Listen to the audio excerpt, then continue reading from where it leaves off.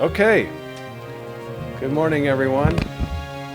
So, first of all, we have some unfinished items around DHCA that we'll get to after rec, and we're going to now do a lot of the rec department's programming.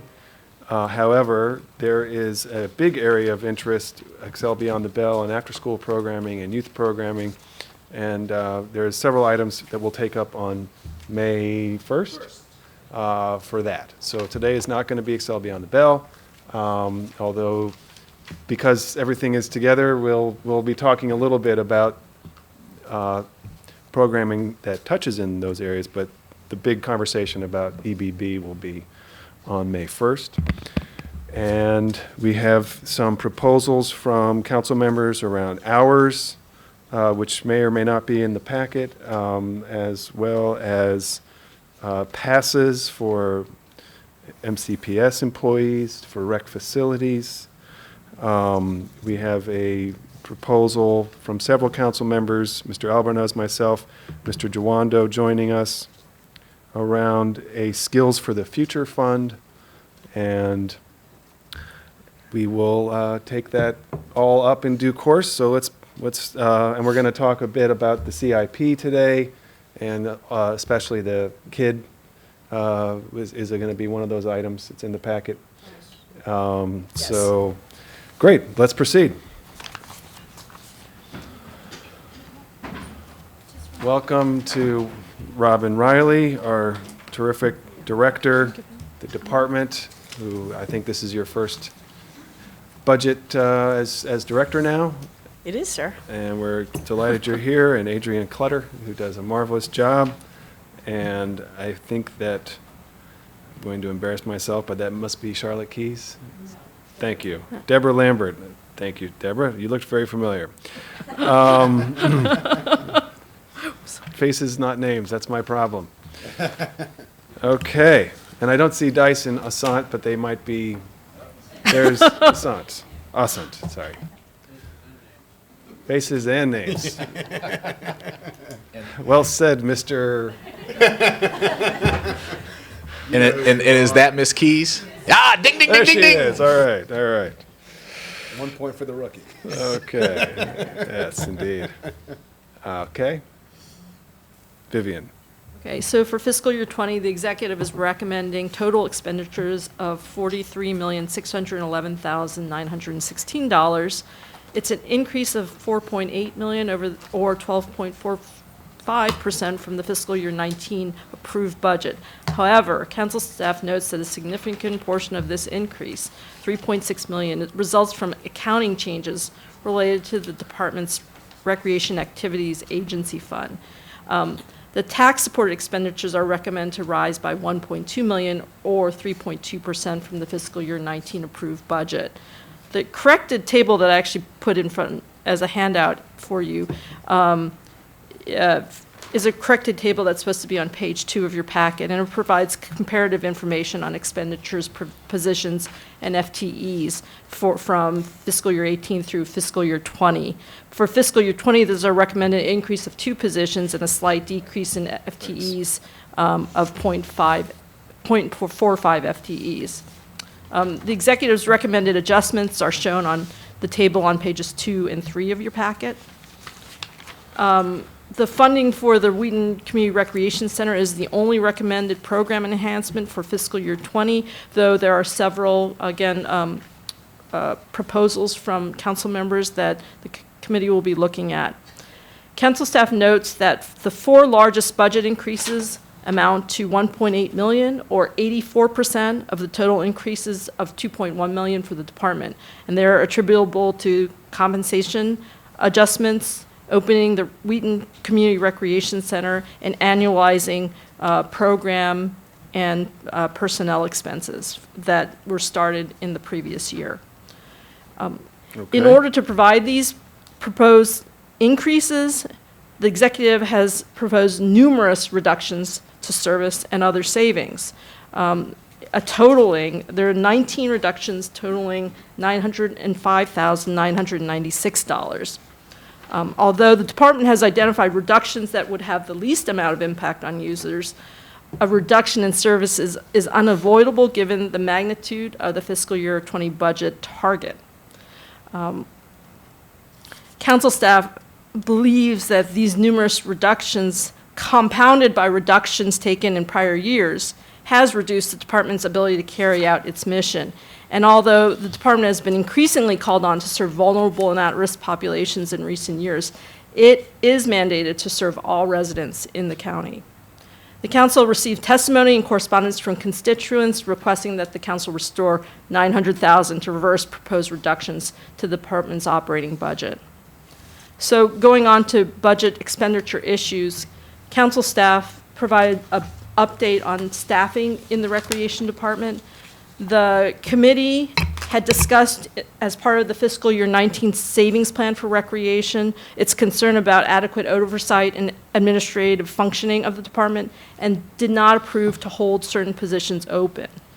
The council also requested that the executive expediently work to fill newly vacated manager positions as retirements occur.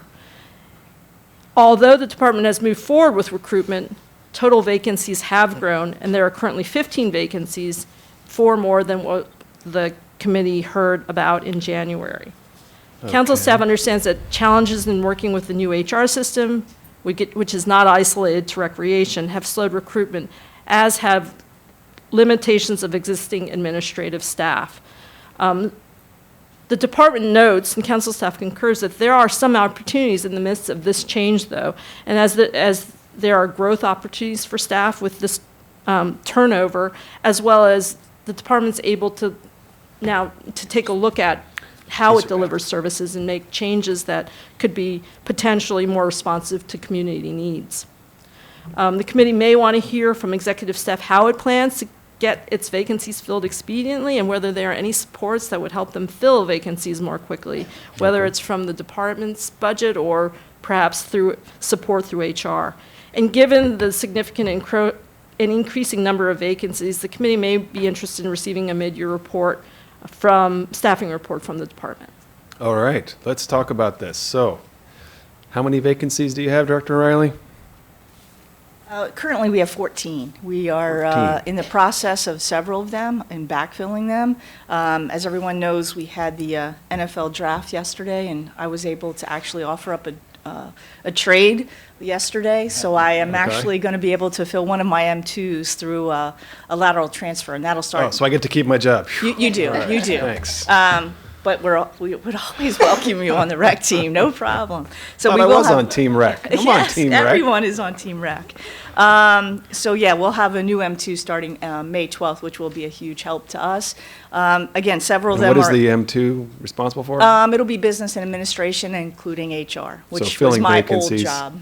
So you'll have this person available, Yep, or the yep. position will be freed No, up? the person will actually be in place, be a lateral transfer, and they'll start on May 12th. And we're May excited about that 12th. opportunity. Yep, so that'll help us significantly, we're sure. Because, okay, well, please continue. Yeah, several of the other positions are in the process where they're either in wage compensation or in recruitment now.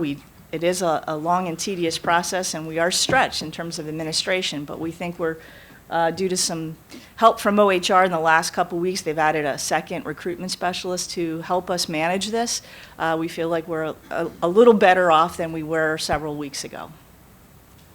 A little better off than you were several weeks ago. Yeah, in terms of the process. We're moving faster in the process. And what is this process? So the recruitment process looks like you do a position exemption, and OMB approves it. Then you write your job description. It goes to OHR, and they develop pro form questions, and they send them back to you. It's a series of questions in a web-based product, and the candidates, once those are approved, then the job gets posted, and the candidates then go through and apply and answer these questions. What it does is creates a well-qualified list automatically without a rater or anybody looking at that. Once we get that, we can then do the interviews. Is that working well?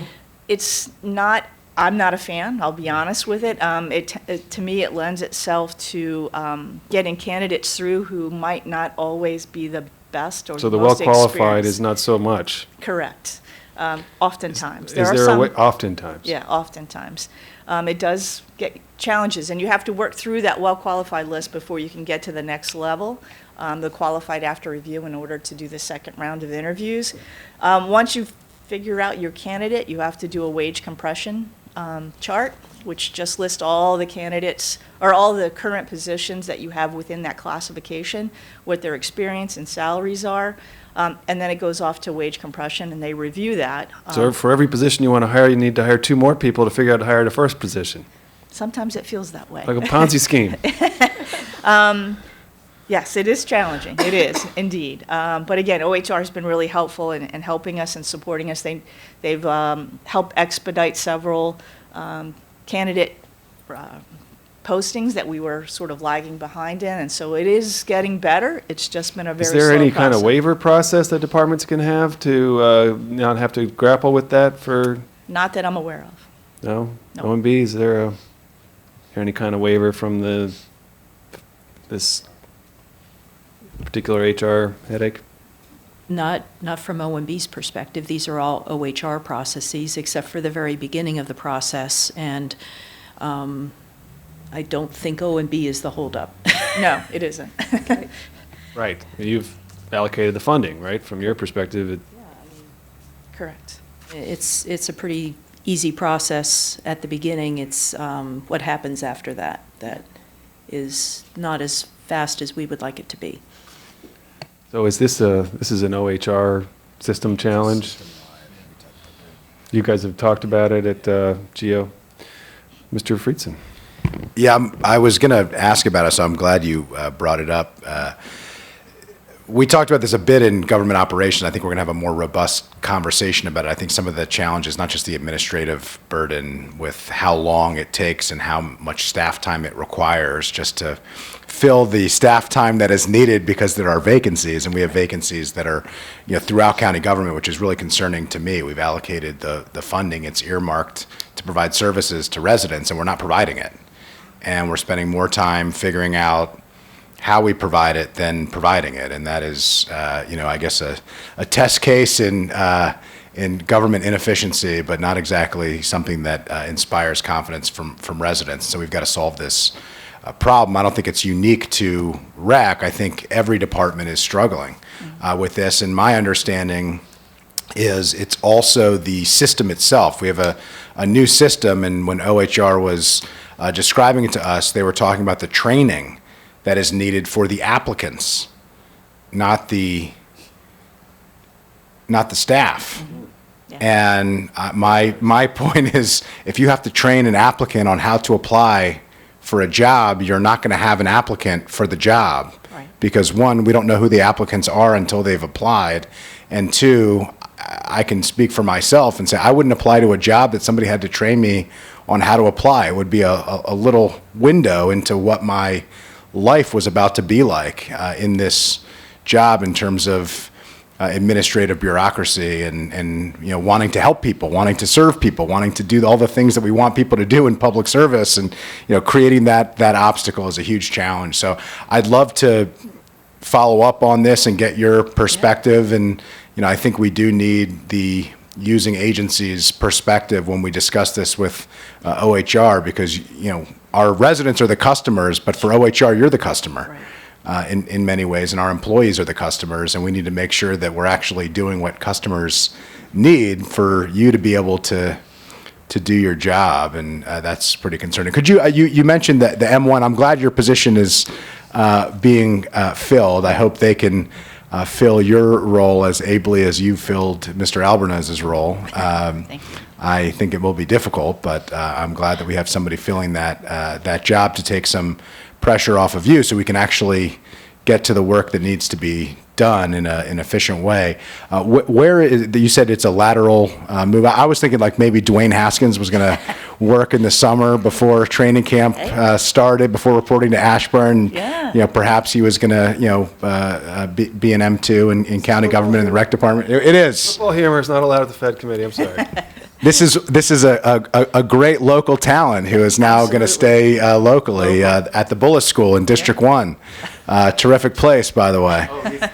He was the number 15 pick. Yeah, exactly. Saw it on the Moco show. So Moco show humor is allowed. Okay, all right. I've received the chair's exemption by virtue of the Moco show, which is great, which I appreciate. But so where is the person coming from? Are they coming from another county agency? Is that Yes, correct. okay? And they were doing similar work at that county agency? Ironically enough, they're coming from OHR. So if anybody should know how to untangle the ridiculous bureaucratic nightmare, it's the person who is responsible for putting it into place, right? Yes, I'm going to be an agent in my next life, yes. Good. Okay. So they're coming from OHR, but is that creating another vacancy in that department? It is, sadly. So we have not really solved the problem. No, We have no, not- merely moved the problem Moved the laterally. problem. Okay. Yeah, yes. That is what I was afraid of. Yeah. Okay. Yep. Sounds good. Well, my fears have been confirmed. Right. That's not totally encouraging. And the comment, the council staff 15 vacancy number versus your 14 that's the one? No, actually, one of the positions that's in our vacancy list was a position that we actually held in 19. It was the recreation coordinator for Senior Olympics, and we're still not filling and holding that position in 20. We went before you in the savings. This is part of the savings plan? Correct. And we're holding it again for 20. So it's still not really a vacancy because we're not filling it. We're just going to hold on to it, but it's not counted as an FTE for us in 20. Does that Okay. make sense? Sure. Thank you. All right, well, That's the only one difference. why don't we, I like the staff recommendation about requesting a quarterly vacancy report. So is that something you can do? We're working on having Vivian be able to access the report herself. And so either the Even better. department will supply something or, Vivian will be able to pull the report herself, so. Okay, so Vivian, you'll be able to get access and then keep an eye. We'll work with executive staff to figure that out. Mr. Jwanda? Thank you, and I was going to make a motion, and I think we would have won 2-1, that football would be allowed to be discussed in the Fed committee, but I'm glad I don't have to do that. Second. Oh, Just trying to look out for the young people, yeah, that's no, all. we don't want collisions. And I just had my son, and we last night I discussed with my wife while the draft was on, can he play football? I said absolutely not. So, Good for you. Good for you. yeah, you can watch it. The question I had, and I want to note this for the record, with GO committee, Mr. Friedson, I think your point about having executive agency input into the OHR work that clearly needs to be done to make sure that process works. And I don't know if Mr. Hassan or OMB, you're not in OHR, but if there's not currently a kind of a system-wide review of input and feedback of how we can make it better underway, I know that's something that the county executive had talked about reforming that system, but if it's not, we need to do it. And because I just think, not just talking to OHR and GO would be nice, but all the agencies that rec on top of the list need to give feedback on what they could do better. I'm sure you're all going to have different experiences. You might have different things that work better or not. Go ahead, Ms. Riley. Yeah, I mean, for us, we're a little bit unique. Actually, we're very unique because we also hire 3,000 seasonals that go through this process, and it has created sometimes challenges for young people that go through that process. Right. That's a whole nother angle of the youth employment, which is something I know I care about, I know all my colleagues care about. So I just wanted to put on the record, if Vivian, we can just work that through the various committees. I don't know where the right owner of that is. I'm assuming it's GO, but. Right, we'll take care of that. Perfect, thank you. And the vacancy, that's great. The more we can have seamless integration where we don't have to always ask you busy people over across the street and we can access it ourselves, that's a great trend. Let's do more of that too. So thank you very much. All right, let's continue. Okay, so as far as infrastructure improvements, the committee has been interested in building back the infrastructure of the department and has led the way in restoring leadership positions in the department in fiscal year 19. For fiscal year 20, council staff recommends adding $111,000 to the reconciliation list to add a program manager 3 position to support communications, marketing, and outreach. The department is lacking in dedicated staff to carry out these functions adequately, which are critical to program sustainability, ensuring that residents know about recreational offerings, and that the department is well informed about community needs. With additional marketing and communication support, the department would be more effective in generating revenue to support its operations, as revenues from activity fees remain largely stagnant over the last 7 years, as evidenced in the table in your packet. These recreation fees have never really fully recovered to the level seen before the recession. All right, well, my first question here is, if you have 17 unfilled positions and you're hoping to fill them, and hopefully you'll be able to make quicker strides towards filling them, I'm a little unclear about adding another position. Does it just become a position that never gets filled, and where does this sit in the queue? If we were to add this position, is this position number 18 for you, or is this, position number 6 in terms of your order priorities? Okay. It's actually, we have currently 14 vacancies. So, I mean, for us, we Depends on how many we add today. Then that's you'll true. have 18 Valid vacancies. point, yeah. valid point. I mean, for us, we are in a competitive market with other providers, including parks, as well as other private providers. So for us to continue to grow revenue, we don't currently have a dedicated source to do social media, to do web design, to do bus ads and radio ads, and to do the things that we need to increase our revenues. So we do find ourselves stagnant, and most of our vacancies are direct program service providers. So they're actually running a building, running a program, running a pool. So it does become challenging to really share our story and communicate with existing resources. Do you think you would be able to, how many fees, talk about the revenue that could come from fees if you could do a better job Sure. marketing? I mean, currently, we don't have a mechanism or a tool to do a lot of good communication around our facilities being open for rentals, for meetings, for birthday parties, quinceañeras, those kinds of things. It sort of happens, but it happens just by chance, somebody walking in.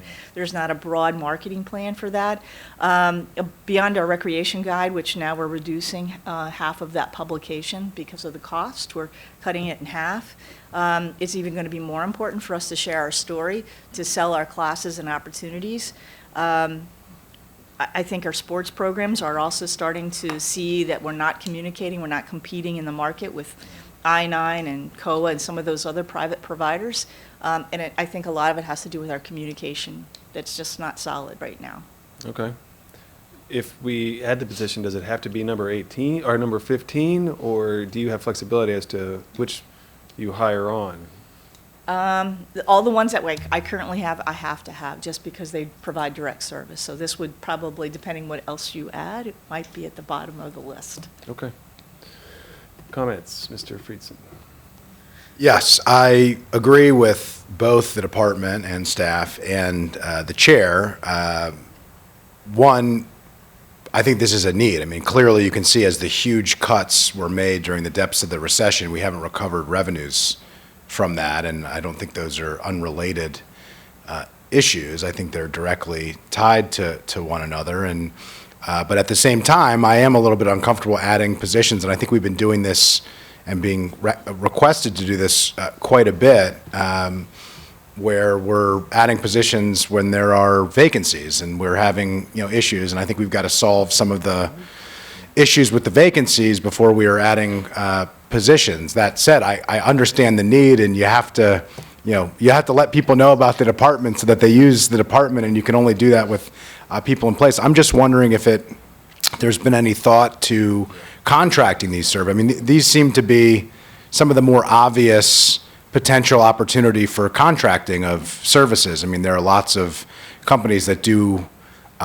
terrific work in Montgomery County that know the community, that do these type of marketing, web-based communication services. And is there any thought to doing that for this year, for us allocating some money for that, not tying down to a position, seeing how we do on the vacancies, and then seeing if there is a need for a full-time person and what that would look like moving forward? Sure. I mean, we had we were working with a social media contractor, but it became so expensive because the hourly rate is actually more than an employee in that field. So we stopped just because we didn't have the operating money to do it. So it really depends. I mean, I hear you and I agree with you. I don't know if you want to add something or not. Sure. Adrian Clutter for the record. Several of these positions are falling under my shop, and I just want to note, I'm happy to say that a lot of them are getting ready to be filled, where candidates have been selected, so that's very positive. And another big position that was from a retirement and countywide, we're getting ready to interview. So we're moving pretty far along quickly in that. And I do want to add that coming up in the marketing, one of the things is we look really into the future over the next 5, 6, 7 years, is that the growing senior population and the ability to capture them is going to be so important for our community. We know that our empty nesters, they have more disposable incomes, and they're looking for the amenities that's going to keep them here to age in place in Montgomery County. And we want to be on the cutting edge of that, and I think that that's one reason that this is important to us. We manage several hundred contracts and instructor contracts already. The management of that requires oversight as well. So, and we're back to the position piece. I think just having that support to be able to get the word out to our community as we create a very vibrant place for our 55-plus community is going to be important going down the road. Yeah, I think that makes a lot of sense to me, and I agree with you. I mean, that is a huge growing population that we have, and I think Rec's role in serving that community is critical and really at the forefront for county government.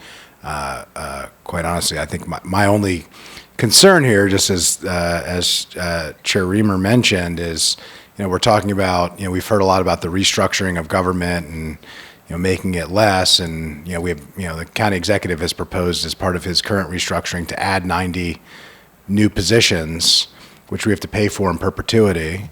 And I'm just a little bit hesitant on tying us into adding of positions as we're thinking about, or at least I'm being told about restructuring. So I yield a little bit to my colleagues here, but I totally get the need. I'm a little bit resistant to wanting to create new positions that we're tied to forever. Joando.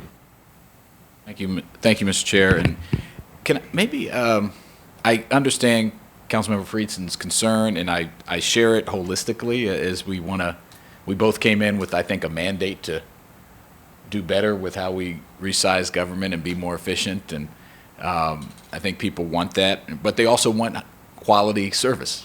And we have gotten used and accustomed to a high level of service here. One of I have a potential solution. I'm not just going to bemoan the problem here.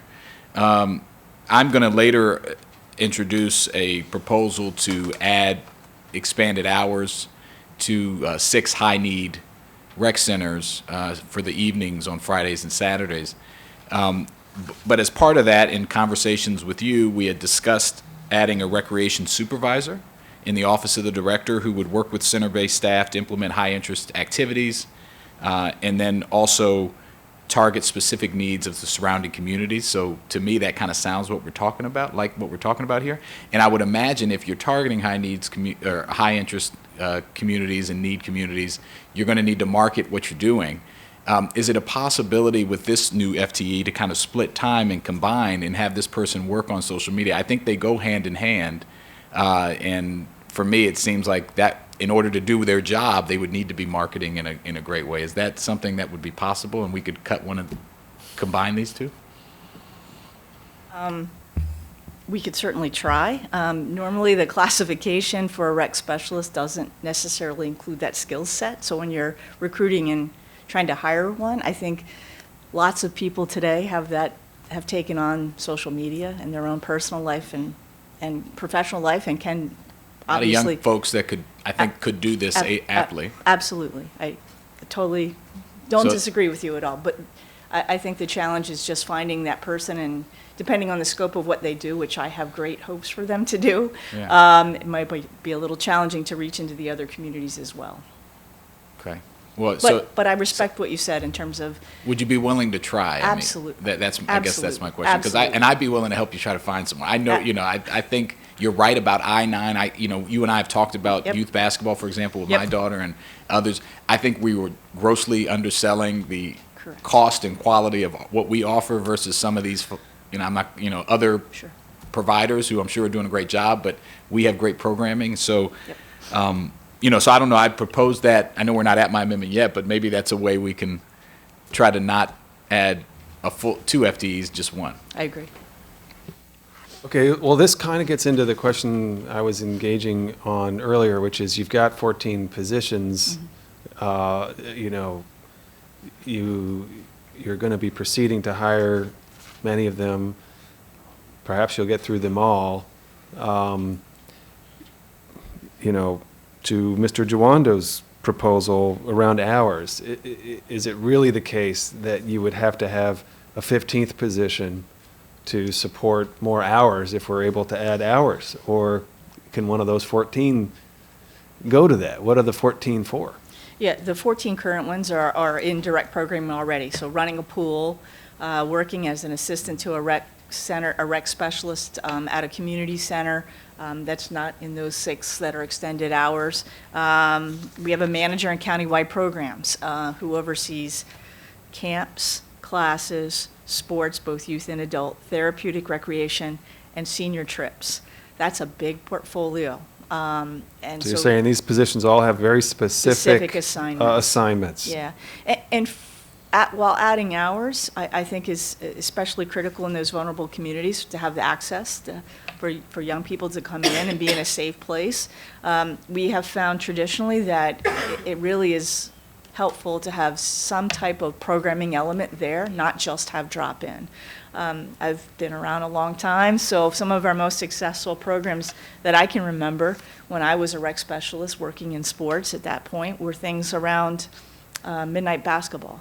Creating an environment where kids can come in at 10 o'clock at night and be in a safe place playing 3-on-3 basketball until after midnight. Those are the types of hooks that get kids in places where they need to be for safe, and that takes resources to develop those programs and implement them. And our current staff Okay. just I mean, can't. that's the core question, are Yeah. the unfilled positions really Yes, carefully assigned? they are very carefully assigned, And, and many Okay. of us are doing multiple jobs right now. all right, well, I will, so I don't know what that means for your combination approach. I think we can add them both and keep working on it.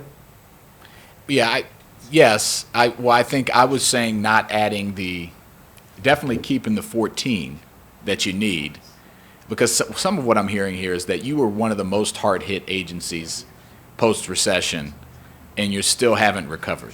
Is that fair to say? Because, it's not like these are just positions that you don't need and don't have specific roles for. In 2009, we had 162 employees, and now we have 142. And Say that again. I think that's important. You had 162 62 employees in 2009, and you have 142 now. So you have shrunk, unlike maybe other agencies. Coupled with that, our growth, not only adding extra buildings, You've added buildings in that to our time. portfolio, North Potomac, just to name a few. Yeah. But we've also added significant youth development programs in that period of time.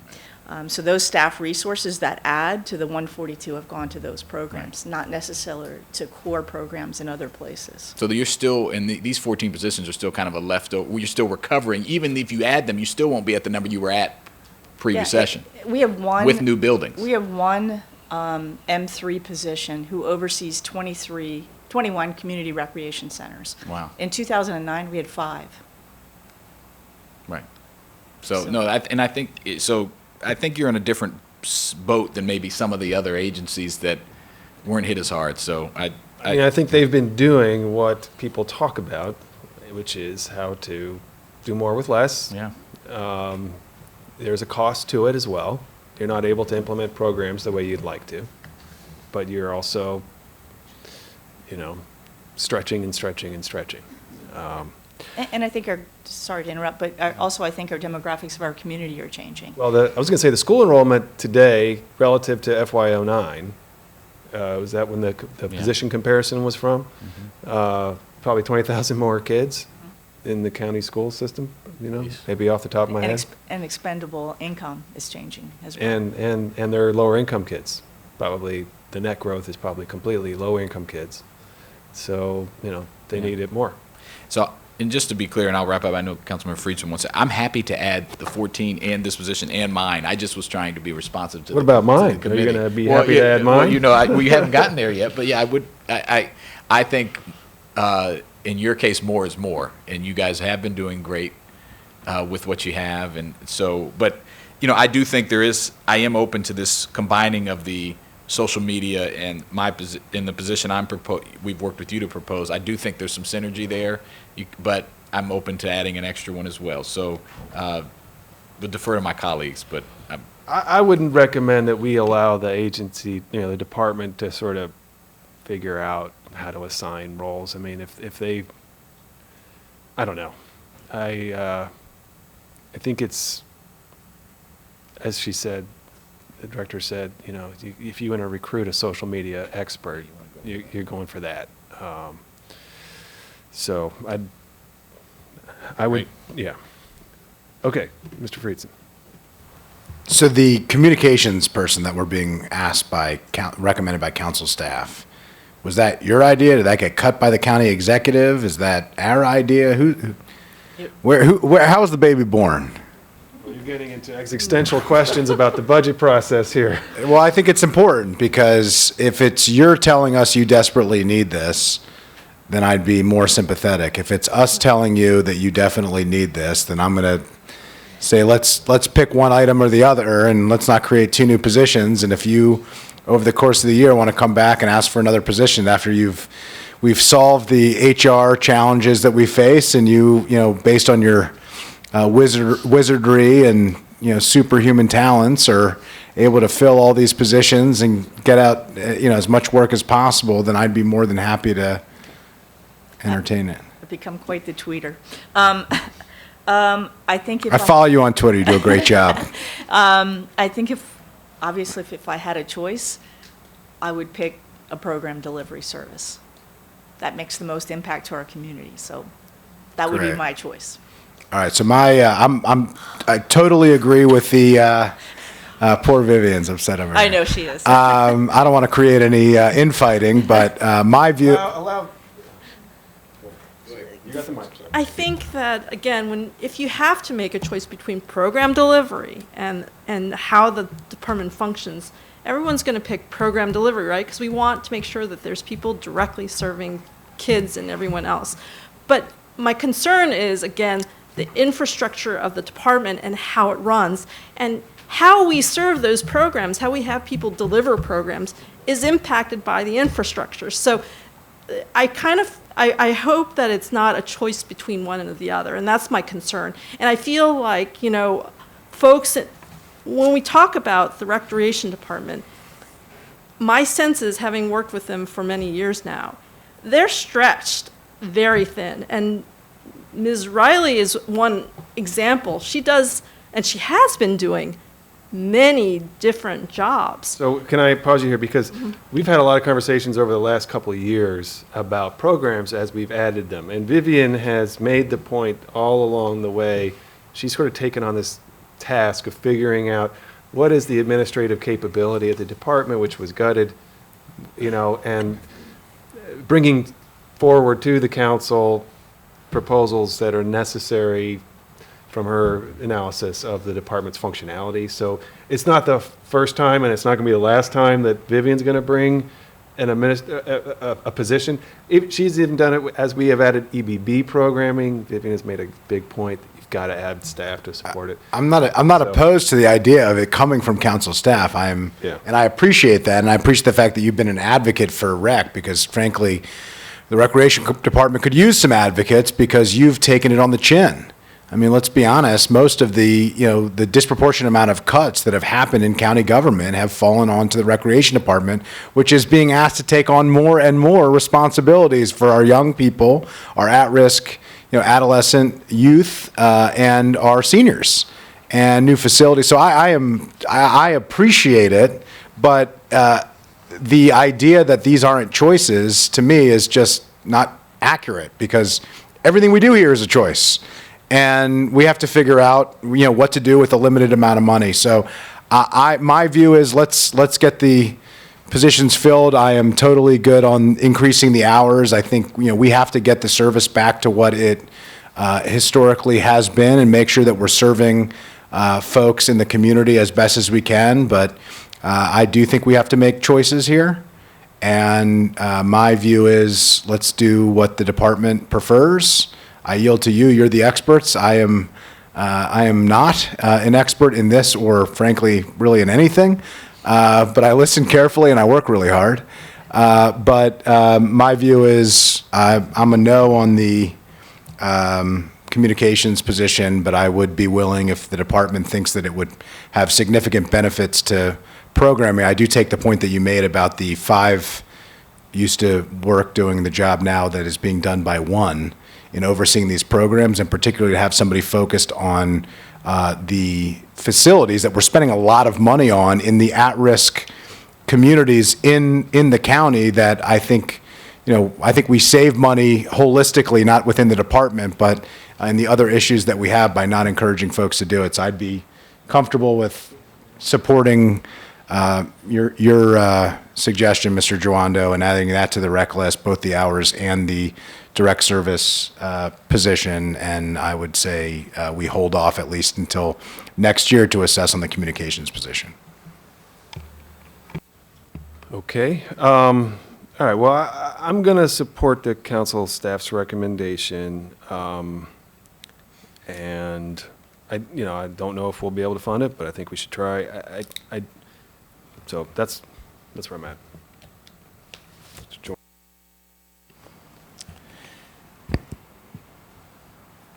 So, thank you both to my colleagues. It's a tough conversation. I agree. Everything is a choice here. The thing that I think is tipping me towards going along with the chair and adding both to the reconciliation list, the social media and obviously my proposal, is this position, if we increase our programming and increase our fees in our marketing, has ability to augment your budget. So next year, if this goes well, you come back to us and you've gotten more fees and you've gotten more participation in your programs and you served more people, and so if it wasn't, I think there's an opportunity here done right to actually make money off of this position, right? Would you agree? If there's potential for growth there? Absolutely. I mean, for us, it is a challenge and a struggle every day to get the word out, just producing flyers and again, we just lost our contract for the social media person. So right now, myself and another person are doing the social media piece.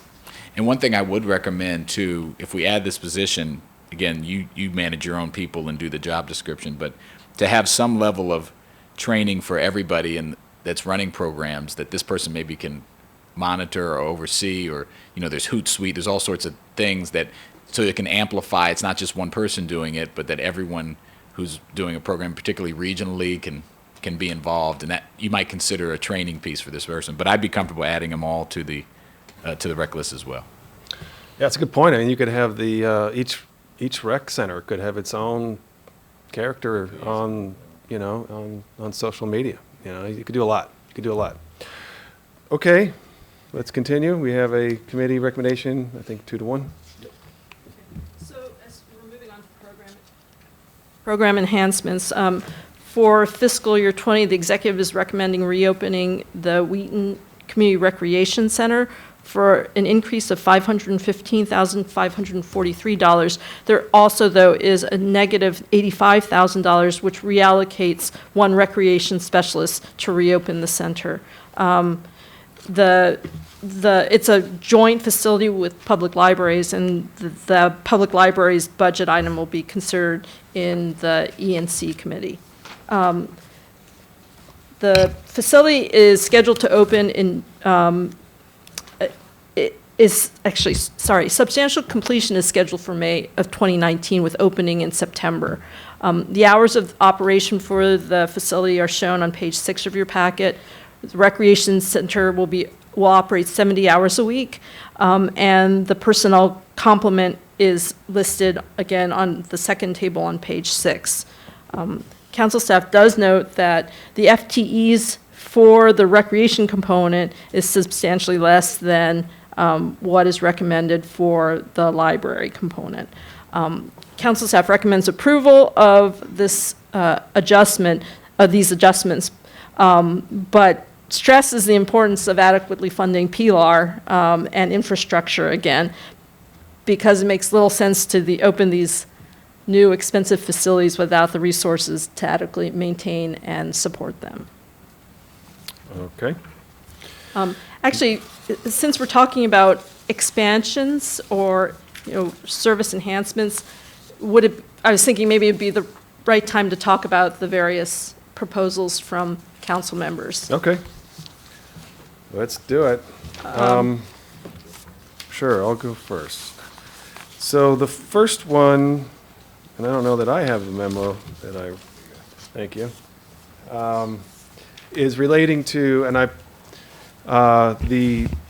a way to do the work and really to expand the work that we were doing through the Maker Fund and the Coder Fund.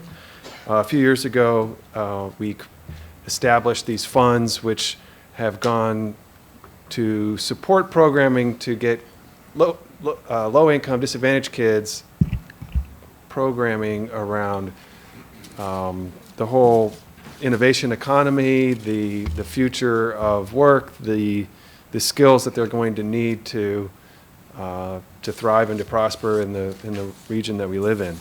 And there was some terrific programs that we were able to fund through those. I can think of Passion for Learning had a program for girls coding. The Kid Museum was able to reach into High Farms elementary schools and bring students into the Kid Museum. And unfortunately, we lost that in the savings. The repeated savings plans created issues, and we just frankly lost it in FY19.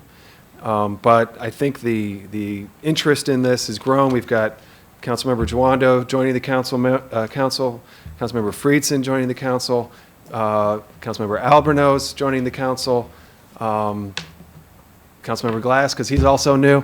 I think he loves this stuff too. I think there's a lot of interest in building and growing and expanding the county's commitment to helping young people get the skills that they need to thrive and to build programs that bring together nonprofits and the county's resources to achieve the goals. So what I am proposing, and I apologize, this has been like the craziest week for the budget, so there's memos flying everywhere and everyone's producing them up to the last minute, and I wanted to call Mr. Juando on the way to work, but I'm not allowed to call him because of our committee rules.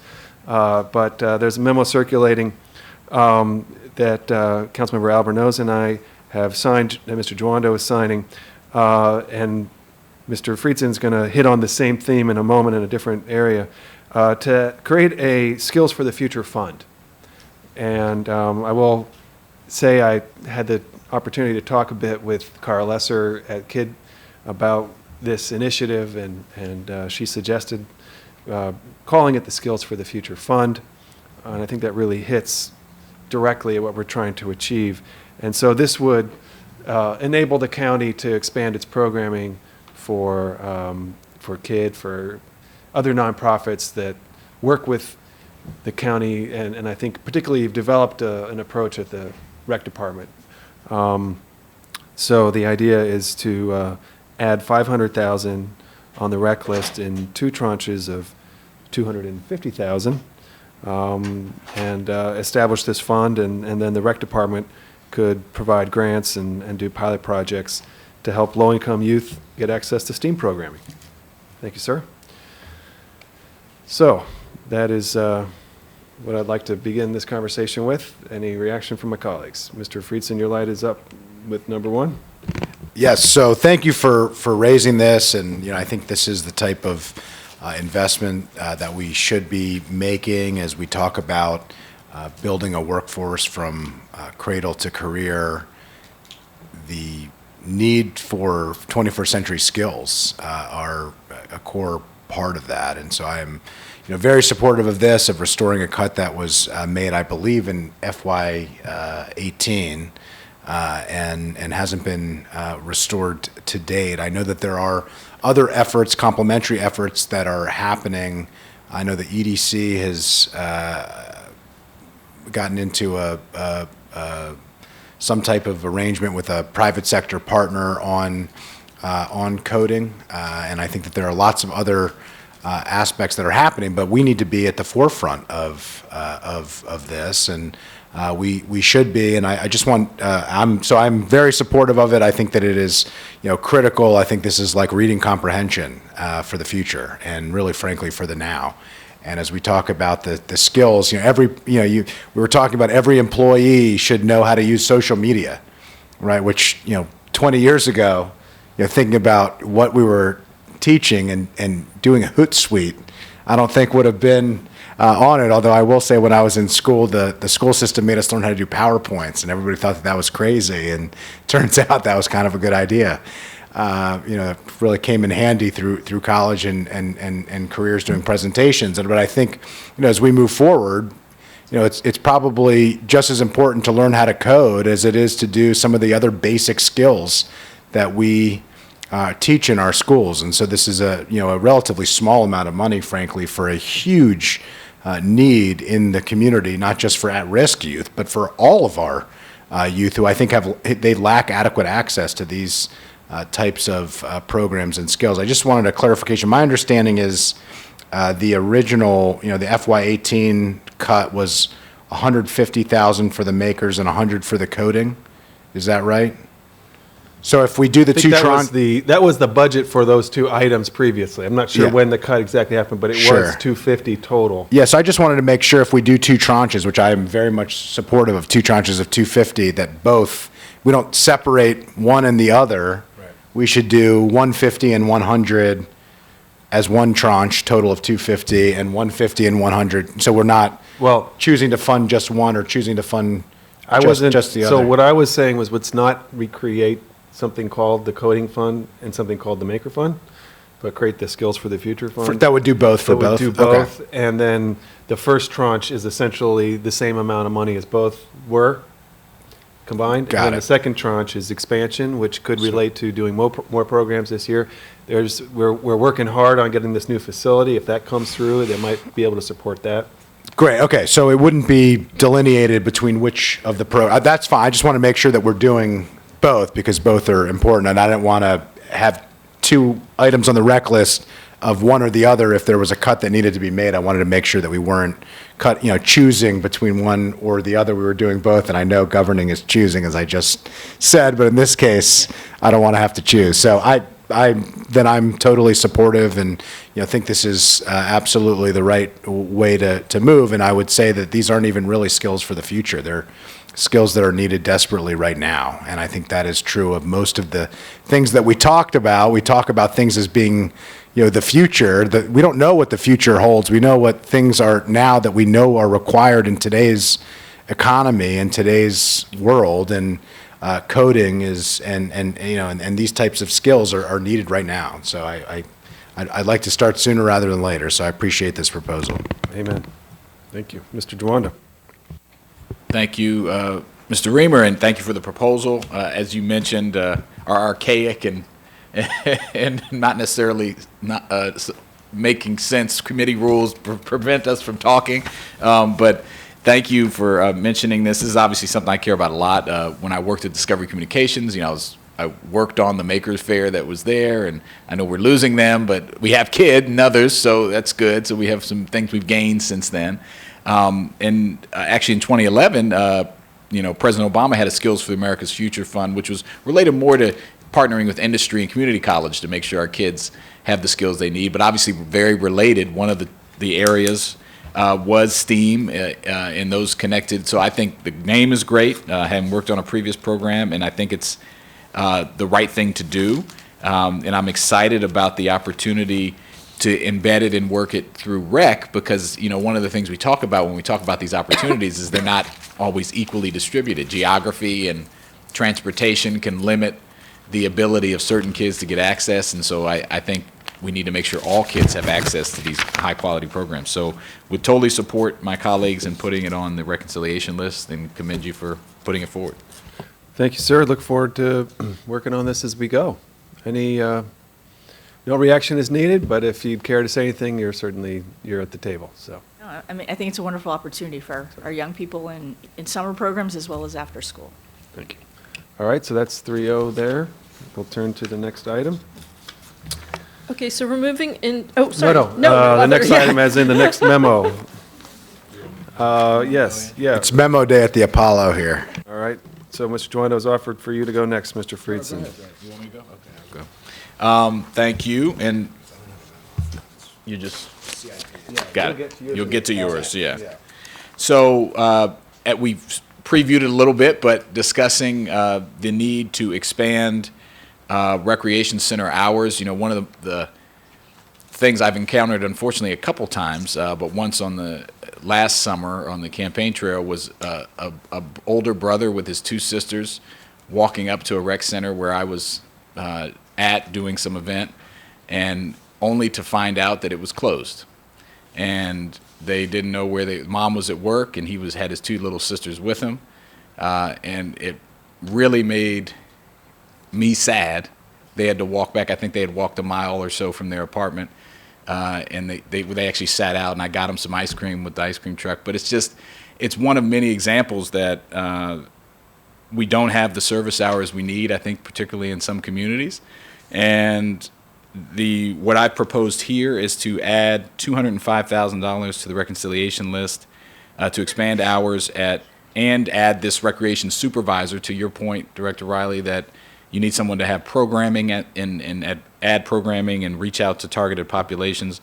And these are really picked working with council staff and with the rec department on high needs areas. And so we've picked 6 centers: Wheaton Recreation Center, Good Hope Recreation Center, Long Branch Recreation Center, which was vital to me growing up in my neighborhood there, White Oak Recreation Center, Plumgar in Up County, and East County Recreation Center. And this would extend the hours on Friday and Saturday, where they usually close at 6 p.m. It would extend the Friday hours to 6 to 11 p.m. and Saturday at 6 to 11 p.m. Slight changes at each one depending on their current hours, but they would all be open in the evening hours. And so you can certainly add anything about why you think this is important, but I just think it's critical that our young people and anyone has access, and we have the programming, like you said. I think it goes hand in hand, so. No, I think I did address earlier that it's important just not to have drop-in basketball, although that's important, but to have programming. So the only thing that I would add, and I hate to look a gift horse, but we did take a significant reduction in OE operating expenses at our community centers. In the past, we focused. Oh, sure. I'll move closer. We did a lot of special events, one-day kind of festivals and those types of events. That wasn't necessarily the best value for the buck, I think. So that was why we sort of offered it up as one of our reductions. While I appreciate and value the opportunity for people to be in a safe place, I would probably ask that some of that OE be added back as well. It's uncomfortable for me to ask, but in order to do some depth programming as well. So explain to me what you're asking for in addition. You're not saying you don't want this to happen. You're saying in addition to it, you'd like to. On page 7, item number 1, we took a reduction of 165,000 in OE. For us to do, programming for youth basketball, for example, for 3-on-3, we would need to purchase, T-shirts. All right, is this in the packet, Vivian? Okay, so, I think Robin, we'll get to that. Oh, okay, I thought we skipped over it. Okay, my No, fault. no, we're off packet now. Yeah, so My fault. we're coming back to it. Okay. So Then- this is, yes, then this I'm- was just to speak to my Yes, then- additional proposal. Yes, absolutely. It's a fantastic idea. Okay. All right. So yeah, I just would agree, and like and thank you, and I hope my colleagues will support it, Yeah. but you can comment, certainly. Great. Okay, Councilmember Friedson is in. Quick question for you. So if you aren't able to get the position funded, the supervisor, does that mean that there won't be programs till 11 p.m., or it just means you'll have much enhanced programs, but you'll, you see what I'm asking is like, are these two things, if other council members outside of the committee say, hey, you're adding, 2 or 3 positions I this understand. year, we can only do one, and for some reason it doesn't end up being this one, does that mean that that the hours aren't going to good use, or No, is this is an no. enhancement? No, it's an enhancement. Okay, so we can be confident that both are awesome, but the hours are not lost if we don't also have That the would be position. correct. I would just add that I think the programming might be a little bit more scaled back, just about the capacity for, one center director, a rec specialist to sort of manage that until 11, on top of everything else they do in terms of after-school programs, senior programs, rentals and that kind of thing. I think it limits their ability, the scope of it, but absolutely it could still happen. Okay, I'm just going to jump in, if you don't Okay. mind. So we have increased hours at other recreation facilities in the past, and when there's a need for budget savings, those hours have been taken back, partly because of low use. And again, I think that it's while you can certainly put money into open hours, but if you don't have that other draw, that programming piece, we may run into that same situation, right? Again, it's not necessarily, it's a bad thing to have the extra hours, and some people will use them, but they're always at target, they're at risk because of low use then. And generally speaking, our programming at recreation facilities is pretty minimal beyond what's offered for fee-based services and activities. Simply, there's not enough, it's just pretty bare bones staffing now at in other each words, recreation it's center. rental, you're allowed to rent the facility if, Or you can for your. get a gym, you can, Drop in basketball, workout, whatever, but there's classes that you can sign up for that Yeah. take place, but a lot of things, if you're going to use a recreation center, require fees as well. so I think one of the things I'll certainly argue with my colleagues when we get to the reconciliation list, that they are both important, though, because you want to make sure people know it's open. Obviously the social media position might be able to help with that too, so I think, it's open, there's stuff to do, it's a safe place, all the reasons, but I take council staff's point that they are connected. Yeah, and I just want to clarify, are we adding them together on the rec list, or the hours is one item on the rec list and the position is another item on the rec list? They were separate items. Okay, so adding them separately, Yeah. which I think makes the most sense. Since ideally you'd have them together, but, again, we're going to get to a point where we might, and I wouldn't want to lose the hours, because the position costs a lot of money. Okay, thanks. Okay, so we'll add them in as stated separately, and I suppose you have the ability as you go, if you find that adding these after months of implementation and advertising, you've got empty rec centers at 10 o'clock, do you have the discretion to make a change, or what do you do? Yeah, absolutely. I mean, Okay. I think, as we go along, we also need to invest more in community partners to help us add programming elements too. So you'll work on this and you'll kind of manage this, and it's our aspiration to have well-used rec centers until 11, and, Hours too. right, sure. And I think that's important on the community partners. I think there are community partners that would utilize facilities that are available at those hours, because there's not many facilities available at those hours. So I think that's a key part of and that's not programming that we're necessarily paying for, right? Correct. Yeah, I think Impact Silver Spring and Elite Sports and others come to mind that we could certainly partner with to do successful things. Great. Okay, now we have another memo from Councilmembers Albornoz and Rice, and that is to provide a free total rec pass for MCPS employees. maybe I have to do the work to explain this because they aren't here. Vivian, are you sort of versed in this? Or Robin, have you had a chance to work on this with those council members, at least to help them understand what they're advocating for? Can you give us an overview here? I can certainly try. I spoke with Councilmember Albernaz. Okay. And I think his request is, currently, county employees have access to both swimming pools as well as our fitness rooms at no cost. They fill out an application every year. We validate that they are employees. We build an account for them, provide them an access card, and then they have access to our facilities to work out. They also have an opportunity to get a 20% discount on a family pool pass. There is an administrative function to this. I'm not sure how we connect with public schools to get the records piece of this, but I'm sure it's possible. Currently, we get a... Isn't there a badge? Can't they just wave a badge? They sure could wave a badge. We like to understand who's in our buildings for safety and security, so that's why we build a count. We also know the amount of times they visited and usage and sort of track that in terms of visits to facilities. So anybody can find a badge and just wave a badge. So that's why in the past, for all county employees, we actually build this account. We've done this for years. It's not a new process for us. So we would need to get the data from MCPS in terms of, records of who these employees are, just so that we can build an account.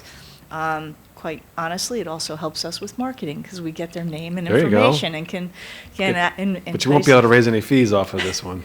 Well, no, but we can encourage them to sign up for yoga classes and other opportunities as Right. well. Yeah, that's Upsell. right. There you go. Cross-marketing and upselling. That's it. Vertical integration. All right.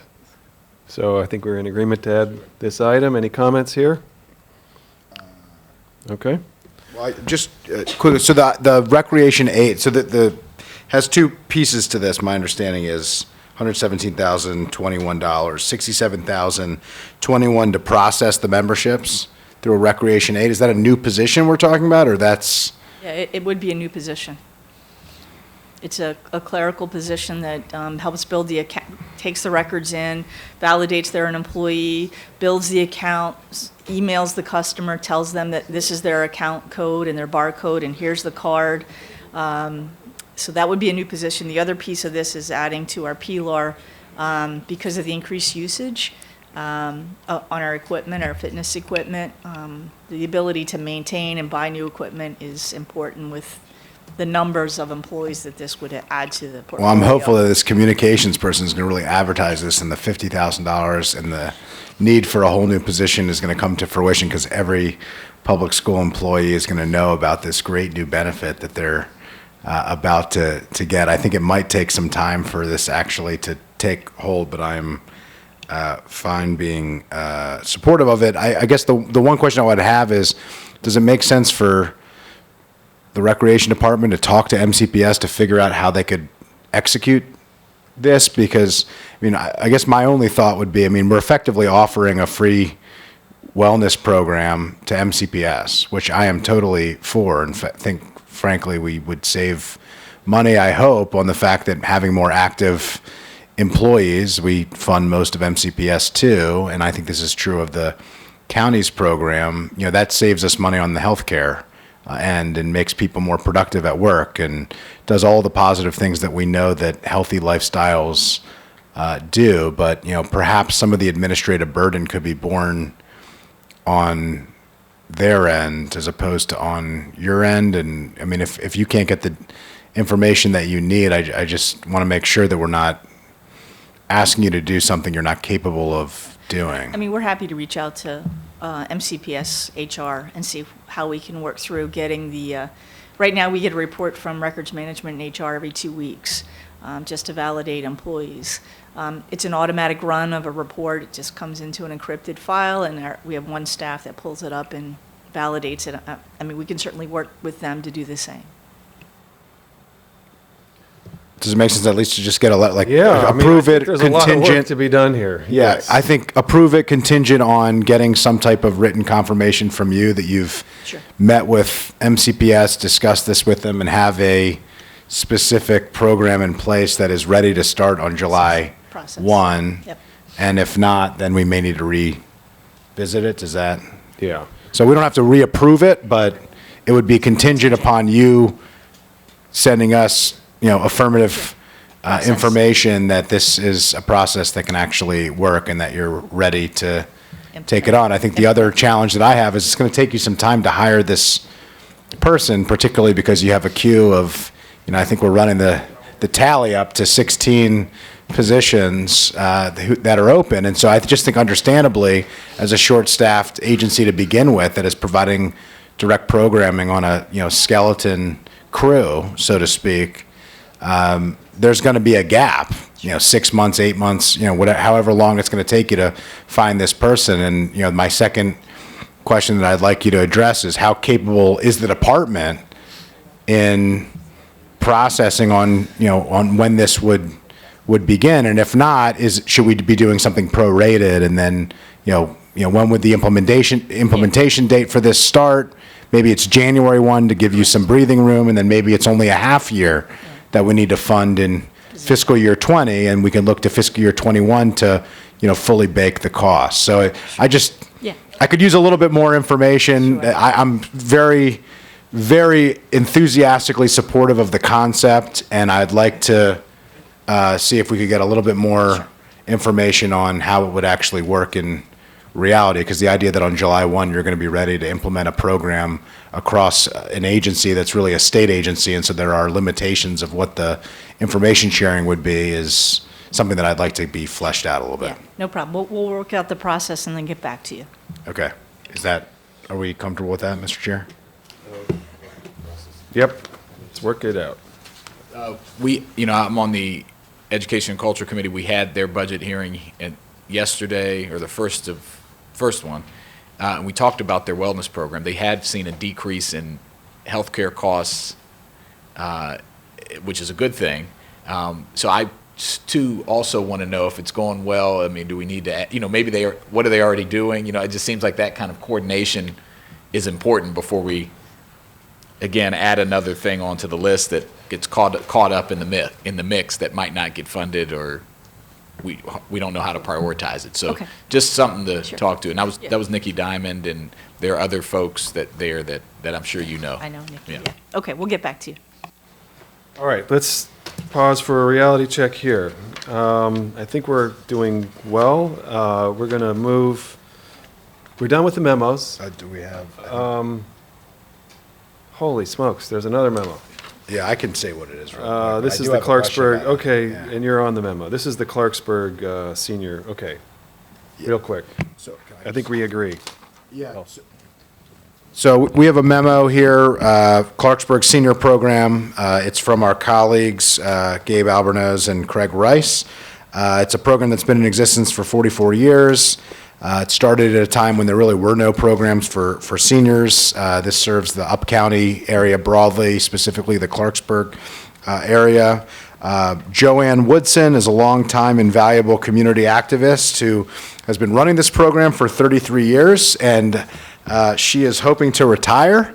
And bless her heart, she's 90 years old, and I think she's earned it. And so the idea of this would be to allow her to be able to move on, because she has been kind of bearing the brunt of this community service virtually on her own, is my understanding. And the request, it's a very modest request, is $11,500 so that Ms. Woodson can retire, and this program that is serving seniors in the community can continue. All right. Without objection, we'll Yeah. add that item. I don't have any objection, but I would like if we could come back at a later date to talk about similar programs. Like, I'm a little bit concerned that we're like relying on 90-year-old What's wrong with? amazing residents to almost single-handedly run senior programs for us. And I think some of this is a reflection of the growing needs. I mean, this predated the cuts, but some of this is as our senior population is growing and those needs are continuing, and the rec department has been cut so significantly, as we have talked about. I am concerned about that. So I think maybe if we could, after the budget for moving forward, talk about the Poolsville program, that's $25,000, and what the sustainability and plan is for that. Some of the villages movement-related programs and what the situation is for that. I know some of these are funded through community grants. Some of these are funded through the villages movement. Some of these are not funded at all. And, I think if we could, have a holistic conversation of all of these aging adult types of programs, at least the ones that we have some interface with REC and that we're aware of, and talk about what they are, who they serve, how much money they cost, and who's paying for it, and out of what area of the county they come from, because I think this raises, a question. This is a service that we're relying on to ask folks like in Poolsville to have a $25,000 community grant that's up in the air every year, a similar program, and then in another place have it through the base budget. I think we need to have a holistic conversation about this All right. after budget We season. will conversate holistically after the budget. Thank you. I always like to conversate holistically. Vivian, can we return to the memo of the packet? We're moving on to operating budget. We're going to try to wrap up, I said by 12 on REC, and then we'll do DHCA. Okay, let's do it. Let's do it. So the executive is recommending a number of operating expense reductions. One, $165,648 in community centers. There's another reduction of $40,317 for programming in senior centers, and then another $40,729 reducing operating expenses in regional management. All these together, I think, really are kind of debilitating reductions to this community center's operation. Again, we build these superlative facilities, but the services provided in them are minimal except for what's offered through classes or other fee-based activities. And it impacts the department's responsiveness to community needs and its day-to-day operations. And these kinds of expenses would likely result in complaints from residents. The county council has definitely received testimony in support of restoring these proposed reductions. And, the type and depth of these reductions are described on pages 7 through 9 of your packet. But it's day-to-day operations, it's ability to implement new programming, it's reduction to popular events, it's reducing, programs offered by instructors in senior centers, it's supplies and everything else. So it's just very deep cuts, and what council staff recommends is adding two tranches of $100,000 to the reconciliation list, and then request that the department indicate how that funding should best be programmed. Okay. I think that sounds like it's much needed. Very quickly. I'll be quick here, it relates to the next one as well, but I actually think, only parks, I think, and I think you're even more significant, is making these types of drastic cuts, being asked to make these types of drastic cuts to direct service and direct programs of any department. I haven't seen it as drastic and significant in any other county government agency, and I'm really concerned about that. I am more likely and willing to accept the operating cuts that you had suggested, the $40,729 in operating cuts, much less interested in the cuts to Club Friday and all of these other programs that our kids are using, and particularly also to senior services that we just talked about has huge needs. So I know we're talking about this as just a broad, you figure out how to do it, and I am okay with that, but I want to make a very strong push to you that the money be focused, and I would even be willing to add a little bit more money, but the money be focused on direct programming and not to restore the operational cuts that you had suggested, the 40,000, and directly to the programs. I would concur and commit to that. For me, this opportunity to be the director and make changes in our agency is an exciting one, but a challenging one. And I I understand and respect what you're saying, and I think in terms of being able to level the playing field and social equity and give people with limited resources the opportunity to participate in a class or a program, these operating dollars do that. And so I commit to you that we will do that. Great, thanks. Fantastic. Let's keep Okay, going. Okay. The next item is Pilar. The recommendation is to reduce Pilar $48,873 for painting, carpeting, furniture, and equipment. This fund has been a target for reductions in the past because it's not an activity or program directly delivered to customers. In fiscal year 19, the council restored $150,000 that was recommended for reduction for reduced ground maintenance, furniture, fixtures, and equipment. Again, these are the types of reductions that result in customer complaints. If grass is overgrown, if facilities are dirty, if furniture is broken, if sports equipment is damaged or missing, these are the things that customers care about, and it creates some cognitive dissonance when we're, again, adding these wonderful new facilities, but we're not maintaining the ones that we have. Thus, council staff recommends adding 2 increments of $50,000 each to the reconciliation list, and because restoring PLR to adequate levels should be a priority in future budgets, the committee should request that the department study and report on what level of annual PLR funding would allow the department to address maintenance and replacement of equipment at an appropriate level, and it's certainly addressing the items that they list on circles 37 to 39 of your packet. Okay, now, just before we begin discussion,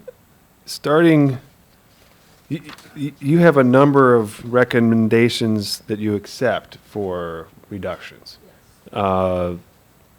President's Day, Veterans Day, some other, well, no one would object to the MLK Swim Center since it's closed, but there are some others that you do recommend accepting. Basically, from pages 11 to the end of the packet really is just briefing and recommending approval. Okay, Mr. Friedson. Yeah, I have a little bit of concern of cutting service hours in order to fund Pilar. And I understand that people complain about grass being overgrown and carpet, having stains on it. And I believe in maintenance, but,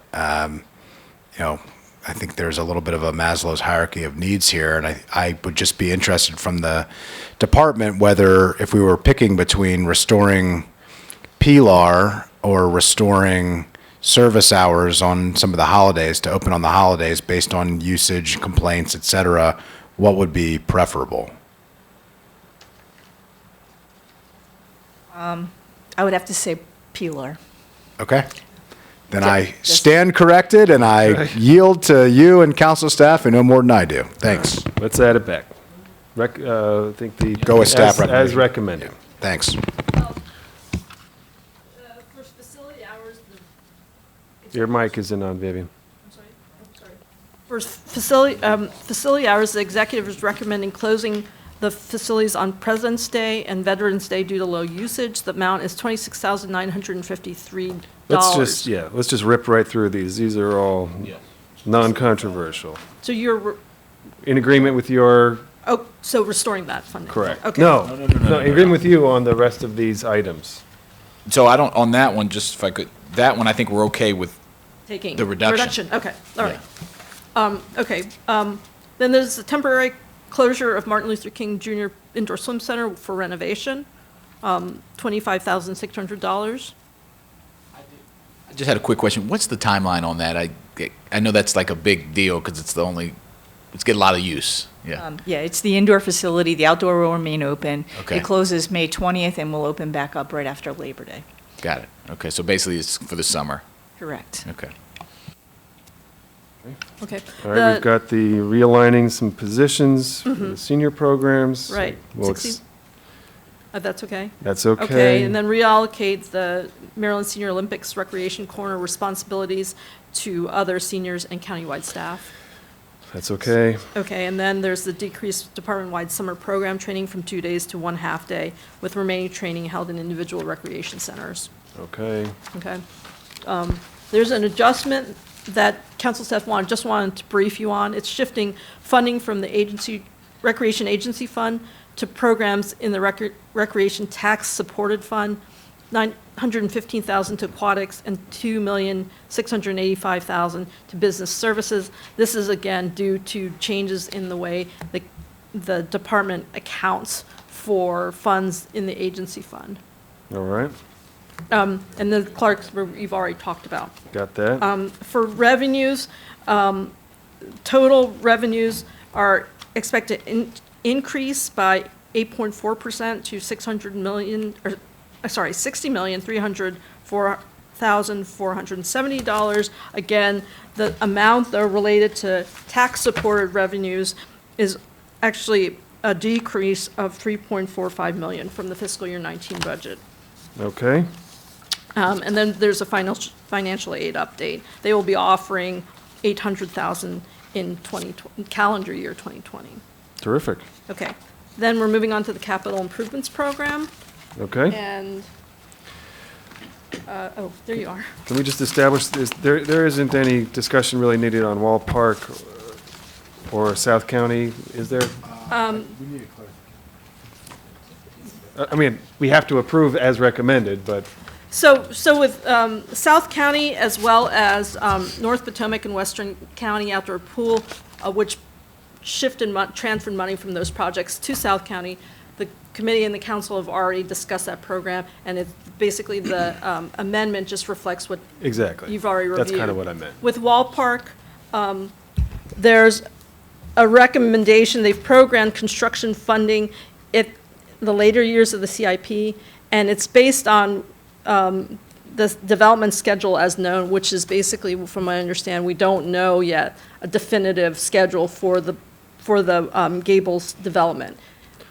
Okay. And so, did you want to, and so council's just recommends approving the amendment as proposed, but keeping an eye on what the schedule is and we may need to come back and amend it if we find that the development is moving faster. Exactly, we're waiting for the opportunity situation, and when it arises, we'll figure out how to address it.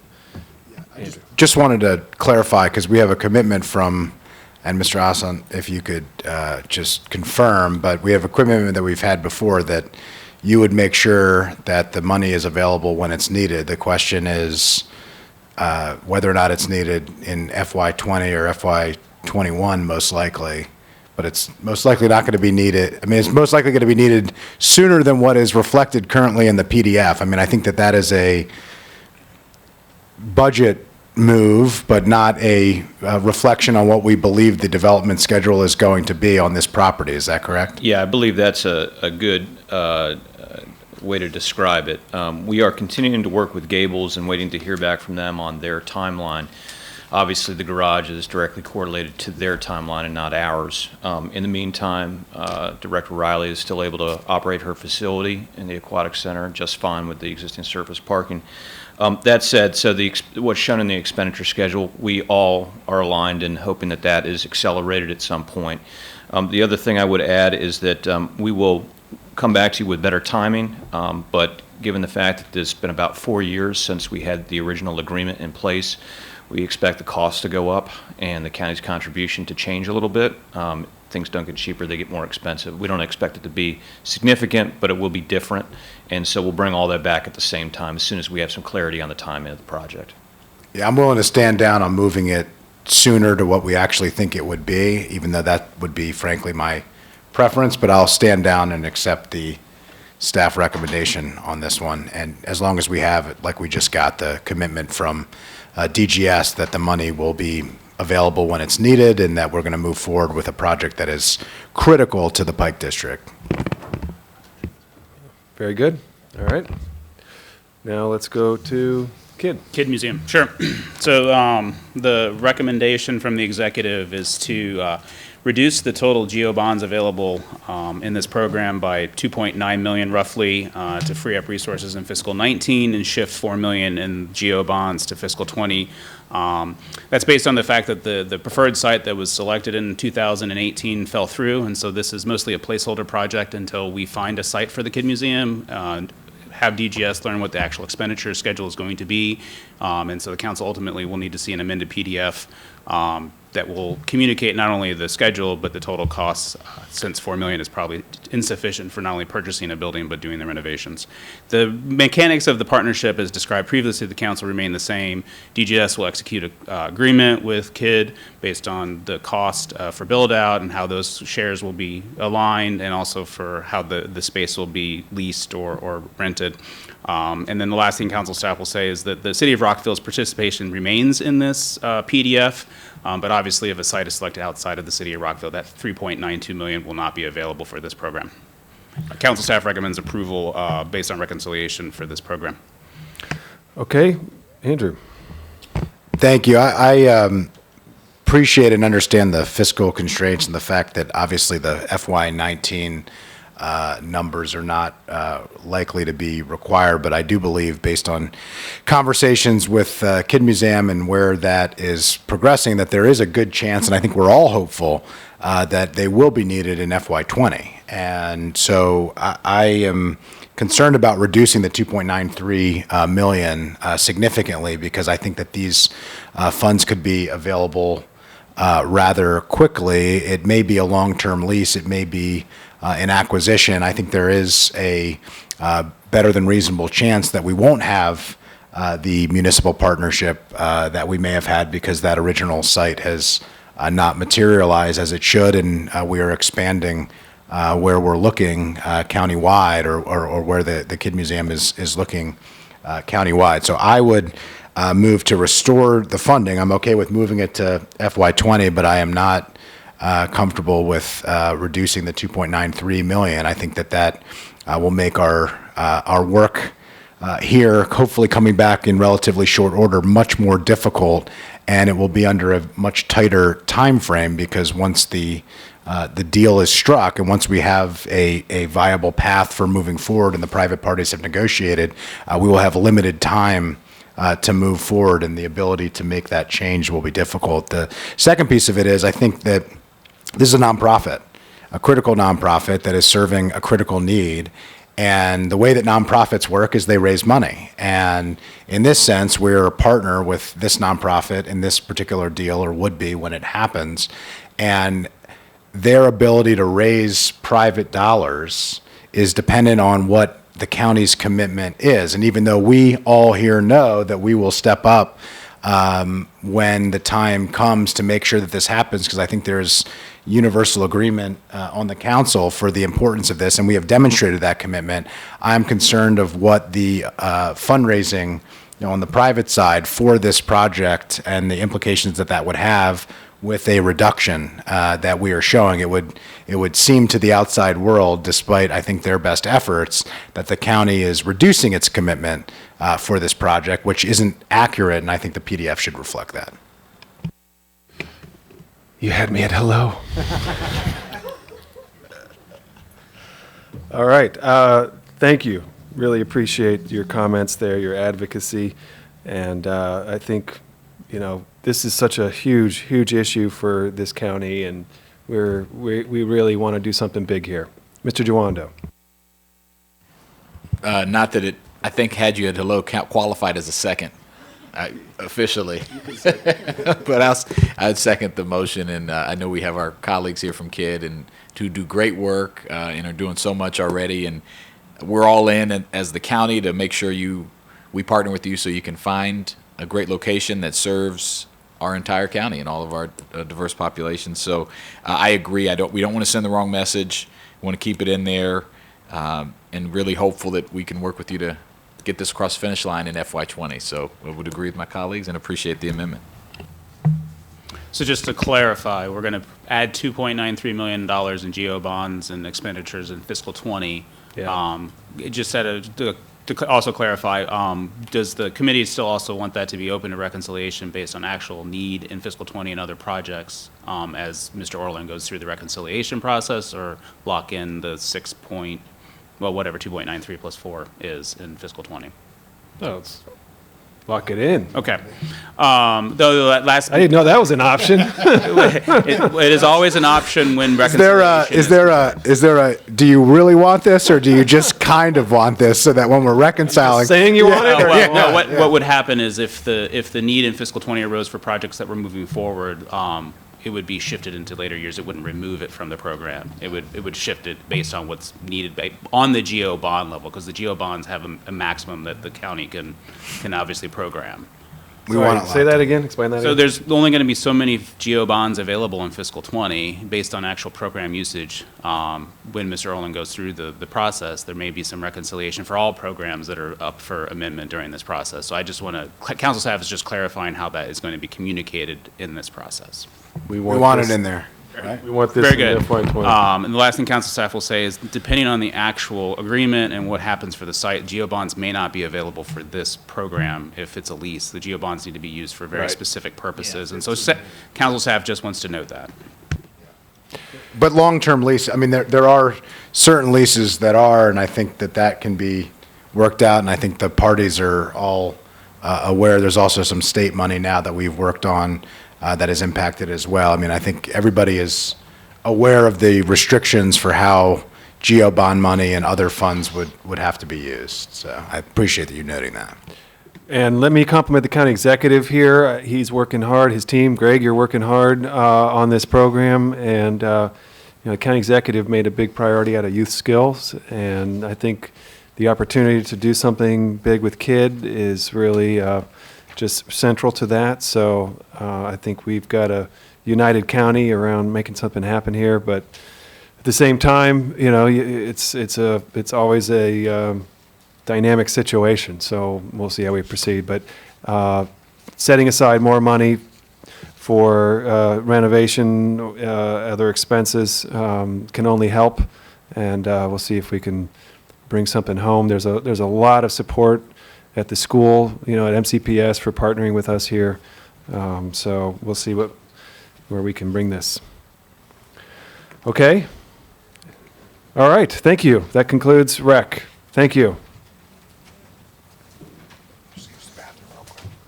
Great. So we're going to bring DHCA up, and we will try to make this,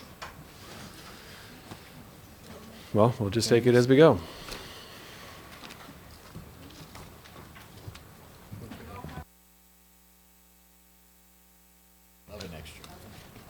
We're looking at packets 3 and then the 4, 5, 6 packet. Yeah, I think it's, I do not have. And there was a presentation about neighborhood revitalization.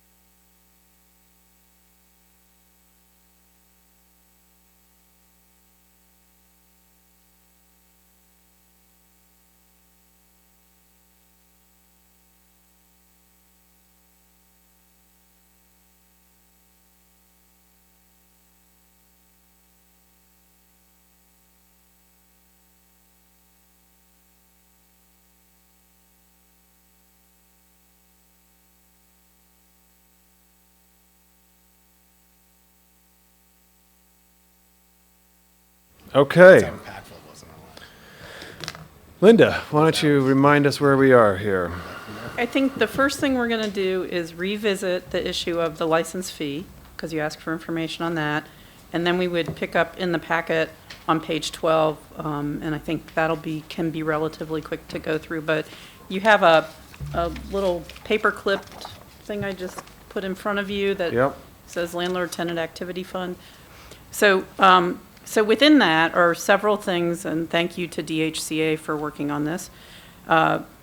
So the first thing is, at the very last page, just for your information, there's a table that looks like this, and it gives you an idea of where the fees would fall compared to Tacoma Park, Gaithersburg, and Rockville.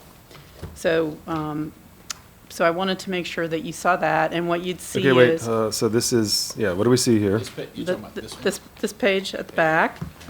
So, as you know, just to remind folks, the executive's budget is built on increasing fees by $3, and he has advertised a regulation related to that $3 increase. It's a Method 3 regulation, so that does not require a council action, and that's assumed in his budget.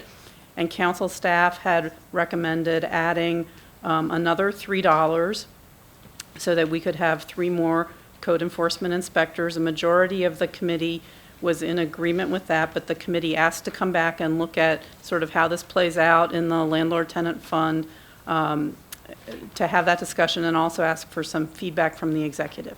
So, so I just wanted to give you this so that you can see how things compare. And then there are a couple pages which I think are really the key, and they're the second and third pages that look long like this. Okay.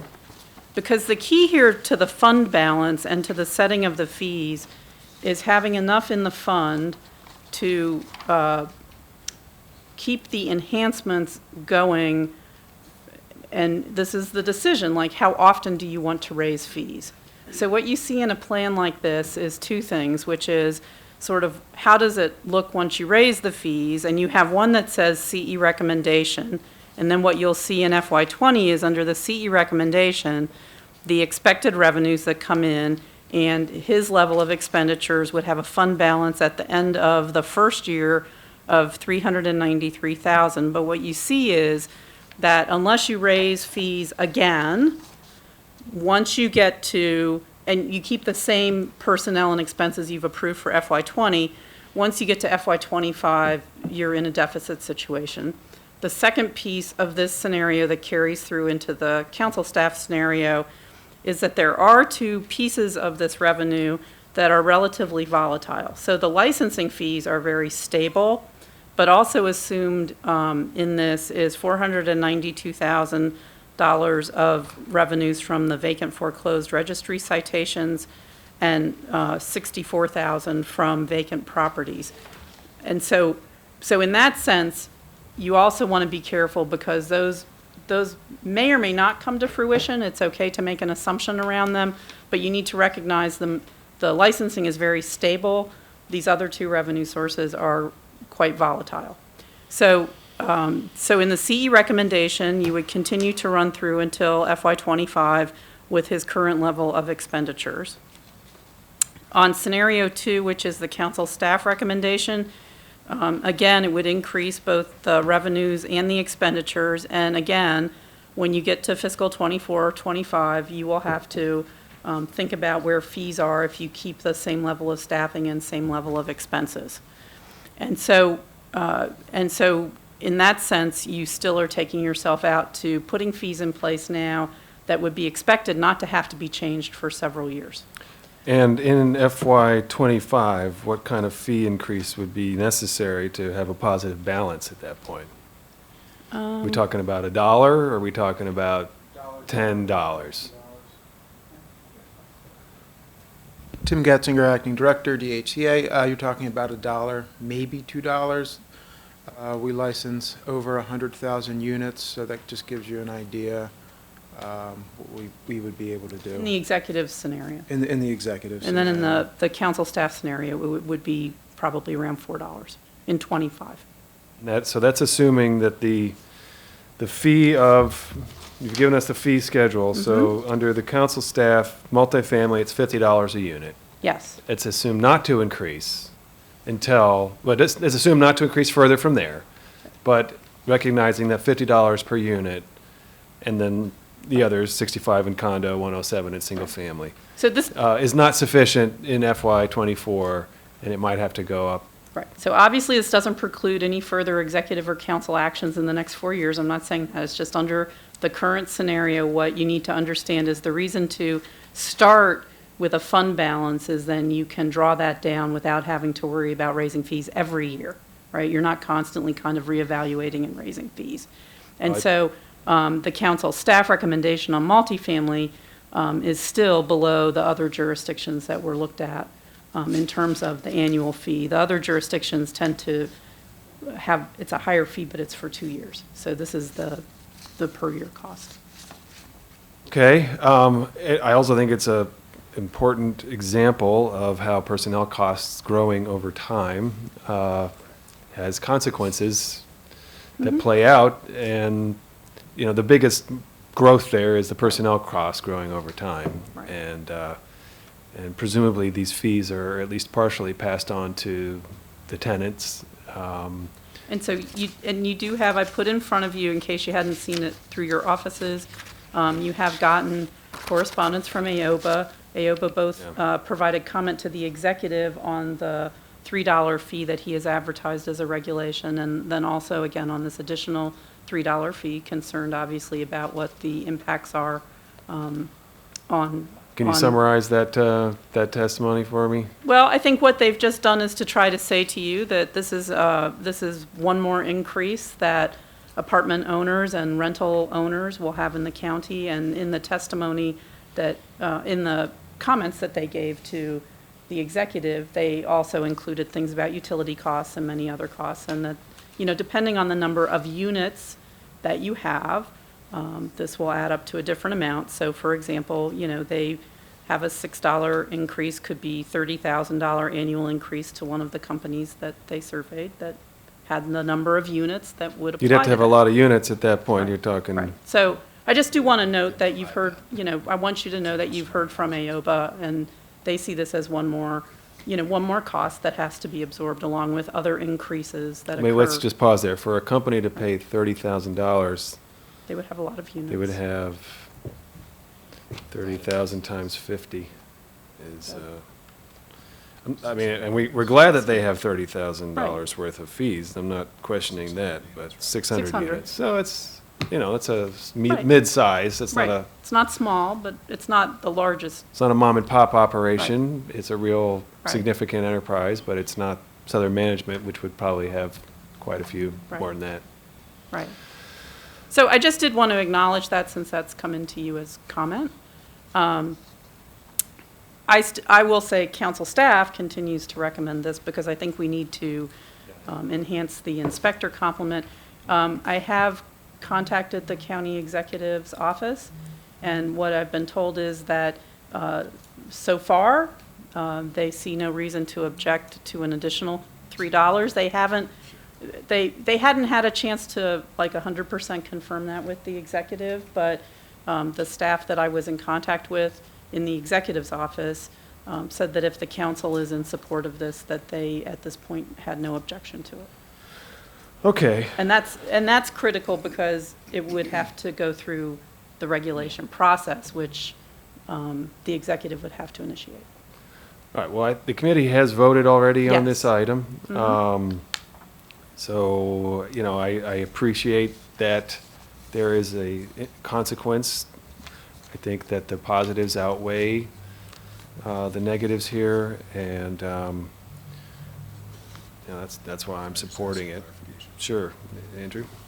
I understand the committee's voted. I'm in the minority here. I don't think that we should be charging more and doing a fee increase on top of a fee increase, which is what we're talking about here, or at least proposing that that be an option for the department. And, you know, while I appreciate that 600-unit building is not a mom-and-pop operation, the people who live there are moms and pops. And so, and those are the people who are going to pay the difference. I mean, that's just how these things work. And I think the point that you made about the impact of personnel costs and who has to bear the brunt of those personnel costs, particularly when we're talking about these types of funds, is really an important piece of this, and thinking about how all of these things work together. But I just did have, on record, I'm not supportive of the, the $3 increase, but the reason why you came back with this information, which I appreciate, is to show how much money would be in here if and when we restrict the funds so that you can't be used for other things. And so I appreciate you doing that. And unless I'm missing what this chart is telling me, it's telling me that we have the ability to hire and have more inspectors, but that there is, we have either way, even within the existing $3 recommendation, which we don't have a control, we don't have the ability to not do. The county executive is already moving forward with that. There's almost $400,000 in the account for next year. There's $572,000 in the account for FY21 expected, $614,000 in FY22, over almost $511,000 in FY23. It starts to go down in FY24, but still is at almost $253,000, and then it runs a deficit because of increased personnel costs. So we're talking about increasing a fee today for the potential that the fees are not going to be enough to sustain in FY25, 6 years from today. And I'm just not, I'm just let's explore confused this a as to little bit. why that's, what's the issue that I'm missing? I understand you have to have some type of fund balance, but what's the reasoning for that? In both scenarios, assuming additional resources and additional cost, you're absolutely right, there is an ending balance. However, if you do not increase the fees in FY21, you will run a significant deficit. You do not have those in front of you, however, I would be happy to be able to provide those to you. In the CE scenario, if you don't increase it, there's a $75,000 gap. In the county council's staff's recommendation, there is, I believe, a $150,000 gap. So the $3 fee annually generates over $600,000? It's $321,000 for the $3, and so it's $600,000 plus for the $6. I like to use round figures because it's easier to add. There's about 100,000 units, so it's about $100,000 of revenue per dollar that you increase. In actuality, there's 107,000 units that we license, but it's tougher math. I guess that's the disconnect that I'm missing. How does the county executive's $3 increase run a deficit? It has a 300. So my point is that increasing the. You're justifying the county executive's $3 increase. Is that what I'm hearing? That's correct. However, you're also speaking of, let's assume that that you're supportive of the CE's recommendation and that there is additional revenue that's available. And then we're talking about adding additional staffing, resources to the program. And as the council staff has recommended, in order to provide the staffing recommendation, there would be a deficit in FY21 if you do not increase the fees by $3. In addition to the county executives? It is the I county think what you were asking is if you assume the $3 increase that the executive has assumed, Yeah. and you add 3 more staff that the council staff was speaking to, and you take that out of the 393, is that correct? Sure. Okay.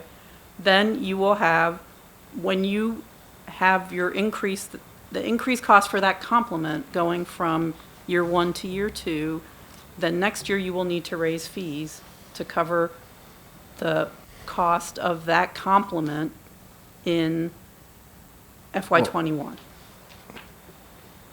Okay. You could add the staff this year without raising the second, Well, without adding the council's staff's recommended fee, but you'd have to add it next year in order to cover what you added. Well, and that also doesn't include the fact that you're not going to hire 8 people or whatever it is, 5 people immediately. You're going to, there's going to be some lapse, I would presume, at least, if we've seen across county agencies, if what we've now talked about with the challenge through OHR of actually bringing on staff is true, this isn't exactly a turnkey operation where you identify a candidate and the next day they start work. And then I would just say the second piece of it is when you take the fund balance down that low, if you do have a problem with one of these other sources, like the vacant foreclosed registry citation revenues or the other revenues, then the fund could potentially be in a deficit in FY20.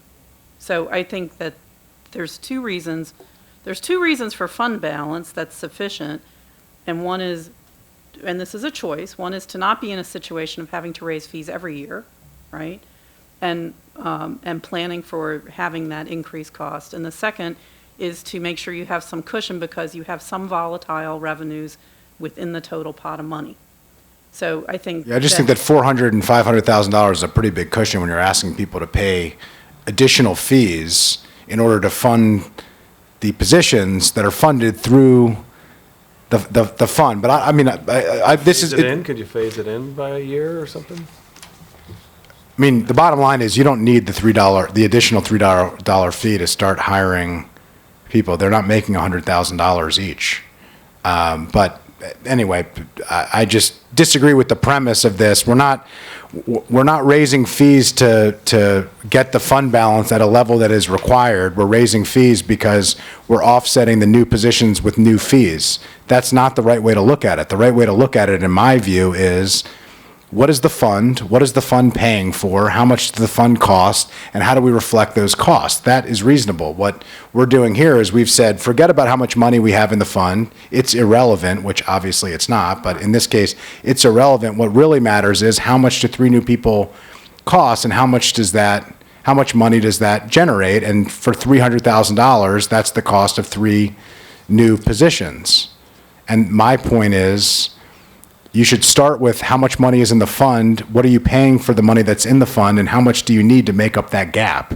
I think we're starting our math problem wrong, and that's why I'm opposed to this. It's not about the inspectors. I support the inspectors. It's about where does the cost of the inspectors come from, and how do we decide on that, and to just somewhat arbitrarily double the increase that's already been posted from $3 to $6 in order to fund that difference without any acknowledgement of what is in the existing fund balance, to me is ill-advised and inappropriate. And How much do we get from each dollar's increase? 100,000. You said 100,000? Because it's 100,000 units. Round number is what he said. Okay, Will Join. It's 100,000 roughly, because we had 100,000 units. So it's 100,000, and just to be able to compare, fees, increasing fees as per request or questioning it. I think the analysis that you have in front of you presents probably a $450,000 or so deficit in FY25. That grows to about 2.5 million if you don't increase the fees. It's a compound thing. It's just, yes, if you do not increase the fees. If you add all 6 positions and Right. don't increase the fees? Yeah. Right. So, I mean, it is a math problem, and there are a number of scenarios that we have run. So And I it's- do understand It's pay now or pay later. pay now or pay later. And you're adding, if we want to add the positions, if we want to have the additional inspection regime, and also we want to take a look at single family too, that's the other reason here that hasn't been mentioned. There's, this big elephant in the room of single family inspection that isn't happening is a large scale as well. And so, I appreciate the data and, $3 consistently so you don't have to raise it every year, seems to make more sense to me. I think you want to err on the caution of fund balance, as council staff suggested.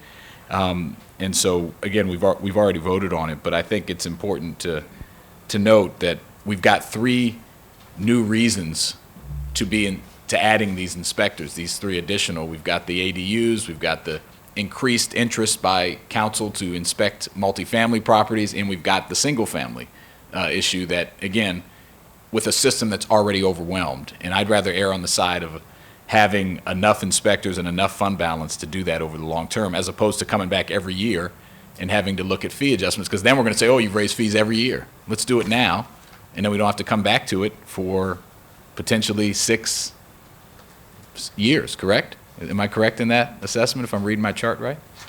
Yes, about 6 years. Okay. Thank you. Okay, so, look, I don't relish raising fees, honestly, but I think more inspections will help a lot with the property owners who are creating issues. And I think property owners who create issues give all property owners a bad name. And we've got so many terrific multifamily community owners and operators. And unfortunately, you hear so much criticism of property owners in the media. And I think people would have you believe that it's common. I don't think it's that common to have problematic buildings and have negligent owners.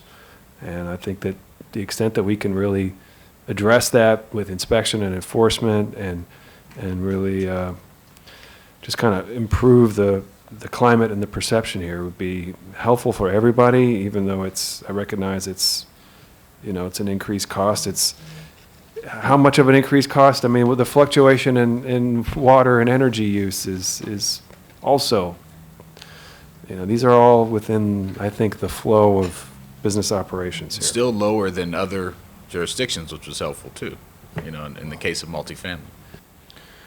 Okay, final comments here, Mr. Friedson? Yeah, I'd be interested to see what these are just other jurisdictions within our jurisdiction, which is already a really expensive place to live and to build housing. Couple other comments. One is the ADU piece. We're basically asking them to subsidize the ADU position, if that's what, that was raised before. I do think we need to ramp up our enforcement. We've talked about that quite a bit. I'm not sure that is it's going to engender a lot of people being thrilled about paying a higher fee to inspect something that is not, if you're not in a single family home, you're in a multifamily, you're then subsidized. I mean, to me, I think there's a little bit of a disconnect there. But I think the other piece, just broadly, to the point, the issue of personnel was raised. The other issue is housing.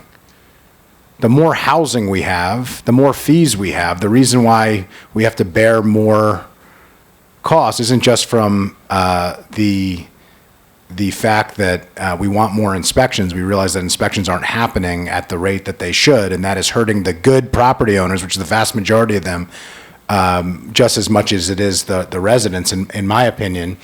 But if we are growing personnel costs faster than we're growing housing, we can't keep up. And I think that it's an important point, and I don't think the county executive is always in the right philosophical viewpoint on this, but we have to have more housing, and housing has to be growing at a rate that not only our population is growing at so that costs don't skyrocket and affordable housing issues don't become what they are, but also we have to be growing them at a rate that's faster than our personnel costs, or else we can't keep up because we're not generating enough, and then we're asking the same number of people that isn't growing at a high enough rate to pay more and more in fees and taxes and in everything. And so I think that has to be part of this conversation as well. And when we talk about the need for more housing and the impact that saying that we don't want housing has, we should be thinking about this as well. So I've said my piece. I strongly believe in the fact that we have more enforcement personnel, but I think that raising fees today for a deficit that we're going to run later without reflection of what is actually in the account and a better accounting for what we have and what impact it's going to have, I think is imprudent. And but I respect my colleagues and their views here. Okay, so we've got a committee recommendation, and we'll continue this conversation. Let's get back to the packet. Okay. So I think the top of page 12 of the packet, neighborhood revitalization. This area, the only actual change was the shifting of some FTEs, and this relates to the whole discussion you had about people with MPDUs, and then multi-program adjustments. Licensing, We just pause you. So we're just talking amongst each other. It's a little hard to do this math in real time, this fee math, but Linda, we've got a committee recommendation. Yes. Can you please follow up with DHCA? If there is any phase-in that doesn't result in that allows them to hire now but doesn't create a deficit, I think everyone here at the dais would support a phase-in strategy if it doesn't create problems. So I can follow if you up. can just explore that, and then we could adjust. I'm not sure that would necessarily result in a unanimous committee recommendation, follow up. but I think that, we would like to know. Like $1 a year, whatever, to get there, we can do that. Thank you. Okay. In licensing and registration, the executive is only recommending some small multi-program adjustments. However, I have a recommendation for you to add a program specialist for the cost of about $68,000. Licensing actually is one of the other areas that has come up related to rental housing Yeah, and where- ADUs. where are we, This is page please? 12, bottom of page 12 of the largest. of the large memo. Okay? Licensing and rent, okay. Got it. Got it. Licensing and registration. Yep. So, so licensing does a lot of things. Obviously, they process all the licenses, but then we have the issue of what happens when you find people who are unlicensed, what happens doing outreach to make sure people get licensed. Licensing and registration has a significant workload, and given, again, some of the factors we just talked about, wanting to do better multifamily isn't usually the issue around licensing. We know where they are, but in single family and in ADU, licensing becomes very important.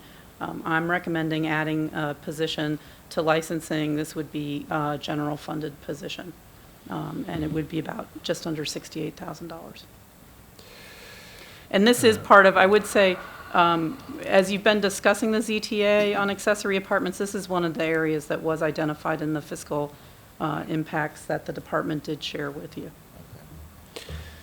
Okay, so you described at that time how you have sort of a half a position right now, I think you said, to handle all the ADU applications, which aren't terribly overwhelming, but there's other responsibilities in addition to the applications. And Tim, can you talk here?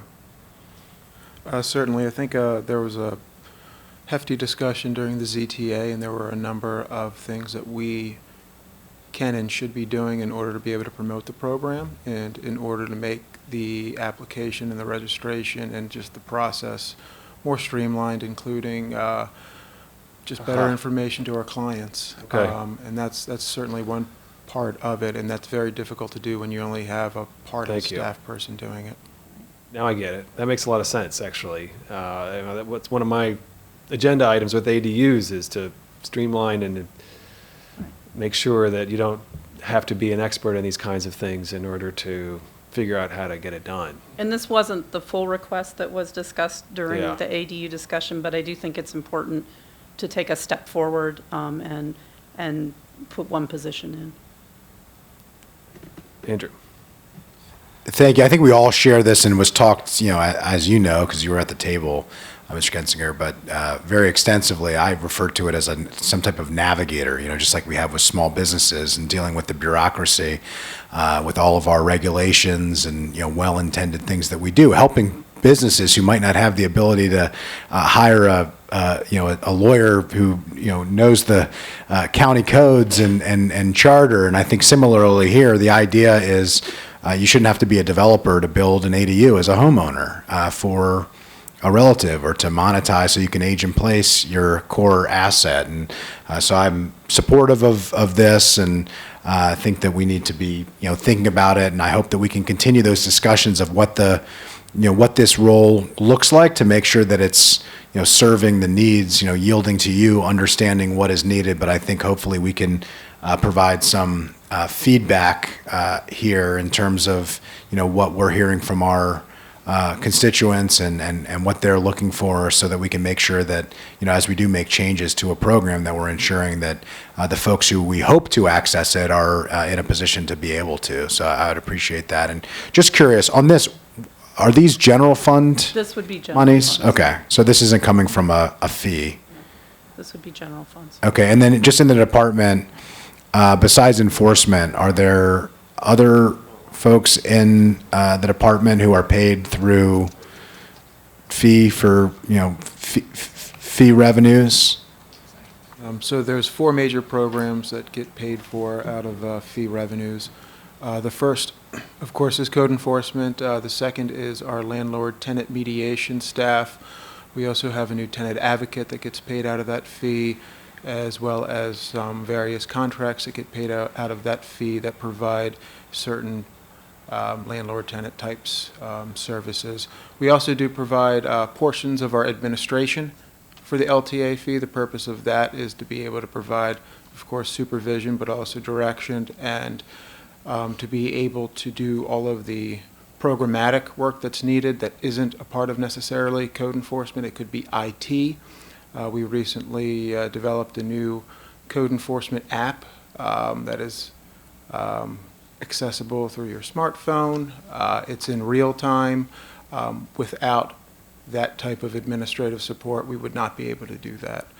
So those are the majors. And of course, we also do pay portions of licensing staff out of the fee. One of the services that the licensing staff provides, which is a great service to us, great service to the county, is the unit-by-unit rent survey that surveys all the multifamily properties in the county, and it kind of gives you a snapshot of the different services that they provide, but it also compares year over year the rent increases at the property level, at the unit bedroom size level, but also to us, we are able to analyze increases of rent from one specific unit year over year over year. So those are the services that the fees provide. Great, thank you. Okay. All right? Okay. And then there are some changes to operating expenses and multi-program adjustments in housing administration that are before you, and I think you should approve all those as recommended. If you go to page 14, this is in administration. This has to do with the new deputy director / chief operating officer. You did talk about the part that was charged to the HIF already. There is a part that is general fund funded. There's also an offset in operating expenses for this. I would just say I had included in the packet the executive regulation around this position, but I think given time, we should just put off talking about the specifics related to that, and you can come back and talk about that. They won't.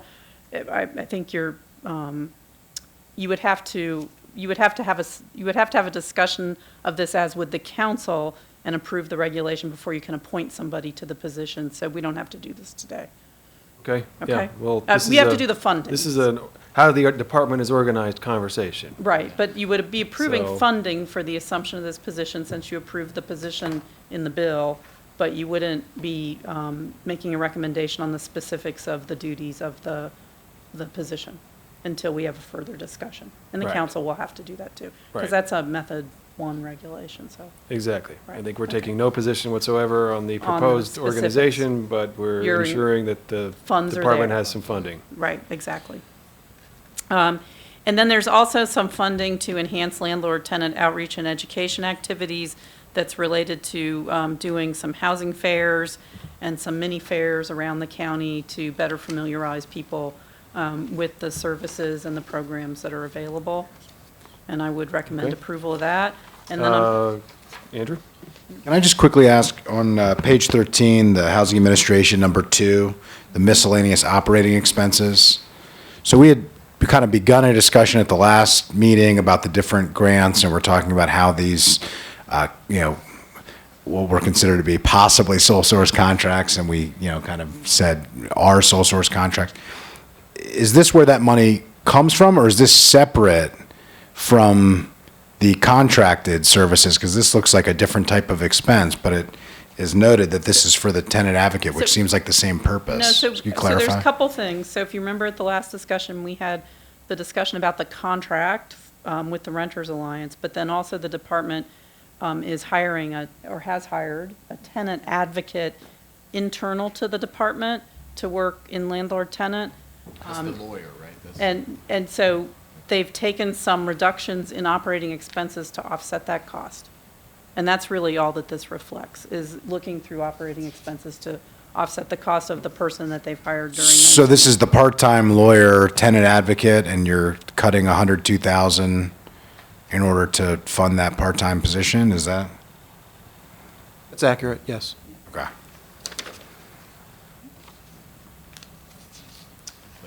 To Mr. Friedson's point, I mean, I don't see in the, I guess we're going to get to the contract issue later, or is that?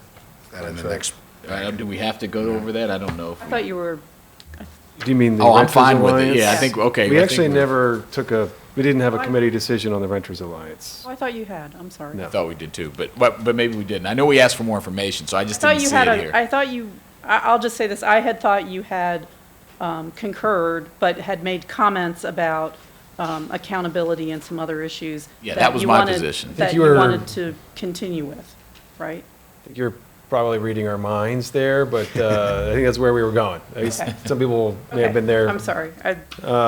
We talked about that, Yes. but anyway.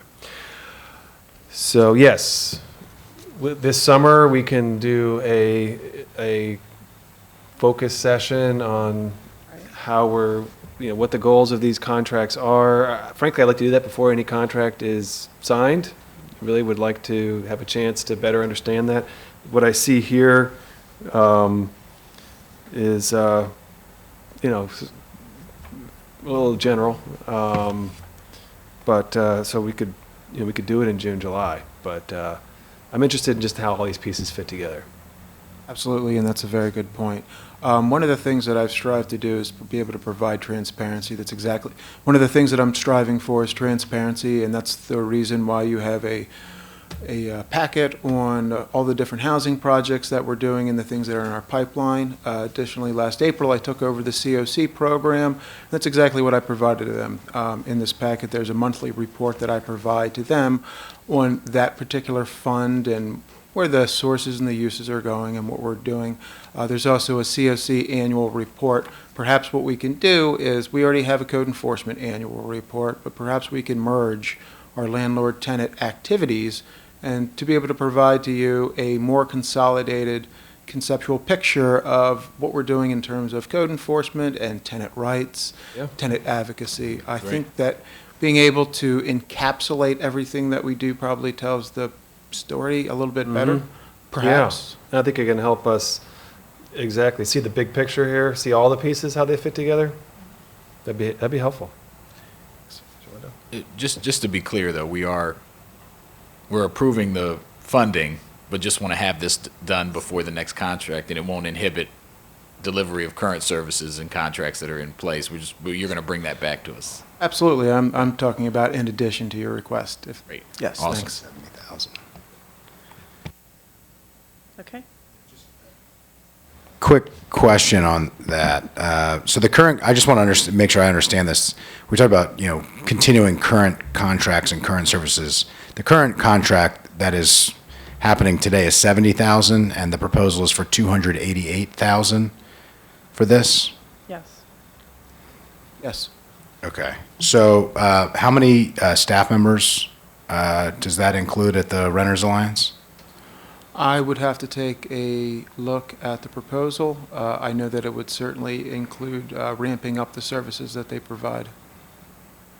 Yeah, it'd be great. I think it'd be helpful for the committee. I mean, this is, a large expenditure. I think we're being asked to make a significant commitment here. It's obviously an area of significant interest, I think, of all of us to make sure that that our renters, which are a growing population, proportionally in the county, not just by size, but by percentage, are, provided with services to know what resources are there and what their rights are. But I think it'd be helpful, particularly given the fact that this is a sole source contract, of understanding what we're getting for the money. And so it would be helpful if you could share with us, as is appropriate, the proposal and what of this money is going to direct programming, what of it is going specifically to direct personnel costs, what are the different events, what are the metrics that are being set in this contract. I know that the county executive and the CAO have a big focus on outcomes-based budgeting, and so how that fits into this particular contract, because, it is a significant increase from 70,000 to 288,000 for an organization that didn't go through a competitive bidding process. So I'm not opposed to the contract, but I do think it would be helpful for us to know what we're getting for this service and to be able to reassess it as we move forward. And, if there are other jurisdictions that have similar arrangements with outside organizations. I actually think one of the best things we do in Montgomery County is partnering with nonprofits. So I don't have a fundamental issue with that, but I think it'd be helpful for the sake of transparency and accountability that, we have some type of, specific finite information, not just in lump sum and basic ideas of these are the types of things that we would do, but specifically what the money is, where it's going, and how we determine whether or not we're getting a good outcome for that money, since this is obviously such an important priority for all of us to make sure that our renters have the knowledge, access, and information that they need to know what their rights are. Thanks. Yeah, and I think we're looking for services here. We're not looking for axes to be grinded. We're not looking for agendas to be advanced. We're looking for services to our tenant community. And Wanda. I would just say, and I will acknowledge what you have in here. Current contract, they're doing 8 to 12 properties. You're saying extend to 30 more properties. That's what I'm reading, to do the type of tenant advocacy, engagement, the technical assistance required to set up a tenant organization, those kind of things. But it would be helpful, I asked you last session, was the contract satisfactorily fulfilled? And you said yes. But it would be helpful just to see the contract, because I'm sure in the contract, because having had a nonprofit in the past and submitted grants to a number of organizations, there's various, our contracting process is significant, and you have to show what you're doing and give outputs and do all that. So I'm sure it's all there. I just think what you're hearing, at least from me, and from my colleagues, I think, is we want to see what those things are. Okay with what's going on, but let's show us what's going on. We'll see that when we come back to it. You're concurring with the funding request. Correct. Yes, I think that. Yes, that's correct. Yeah. Okay. Okay, and then we'll follow up with you. Yeah, Yeah. and we're going to follow up. Okay. Great. Okay. Okay, where are we? So I actually think you're to common ownership communities, All right. which is on page 15. This is one of the other fee-supported. I'm sorry that Mark Fun? Fine isn't here. I know he was here Yeah. for our, he came and waited and waited and waited. Right. And the man's only got 29 hours in a day, of which he devotes 28 to common ownership communities. So And, I'm sure I'm sure we can schedule something, because actually I will say this, I think for Mr. Friedson and Mr. Jawando, it's actually probably hard to appreciate. Mr. Reamer can appreciate the last few years for the common ownership community program have been really transformational. It went from being in consumer protection to the Department of Housing and Community Affairs. Again, we dedicated any fee revenues to the staff, so the staff has increased. And the commission, and actually this is a great example of IT. So previously the committee had a presentation on even the IT changes, where the commissioners can now come and they have a tablet that's like loaded with all the case information and the laws that they need to refer to, and there's automated case management. Everything used to be on paper and files. So there's and Mr. Fine, I know, is in the office like all the time, volunteering his time. So I've talked to him really about, how much the program has improved and how it's improved for the commission's operation. So I know he would be happy to come back at another time and talk to the committee about it. There really aren't budgetarily any changes being recommended. I think it would be good. I think it it's would be in good helpful order. for me and for my committee colleagues to kind of, let's have a time to just really focus on this program and kind of learn about what the next steps in the program are and how we can be supportive. And, just, it's a big topic and it takes a lot of learning. And I went to the dinner that you had the other night, the awards ceremony, and everything I learned there was like, it was impressive, and a lot of it was new, despite the hours and hours I've spent reading reports and doing committee dialogue here. So it's a deep conversation.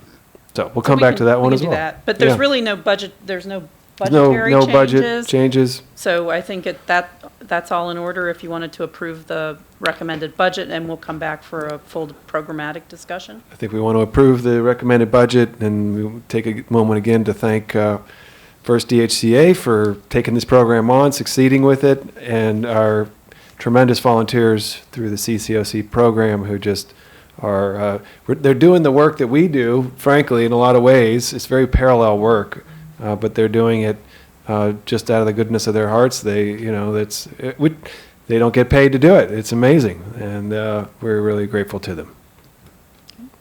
So I think that would complete operating budget, unless there's something else at the moment. All right? Okay, and then I think, so we have CIP amendments that need your approval. Again, you could approve the actual funding changes today and have your briefing later, because I know you have time constraints, but, so let me just walk through what the funding changes are here.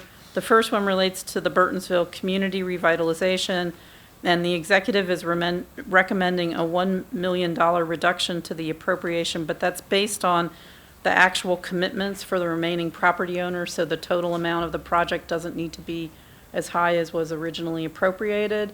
And so there was no new funding even requested last year, so I think this is more of just sort of a final accounting of what is needed, and that's, the recommendation revolves around that.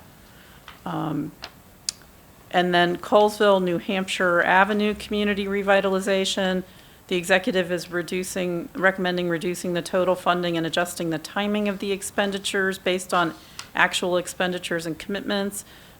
Just briefly, work was completed at the New Hampshire 7-Eleven building, as it's known, and other properties that are targeted are Colesville and the Ethos Center, Meadwood, and Hollywood Avenue Center.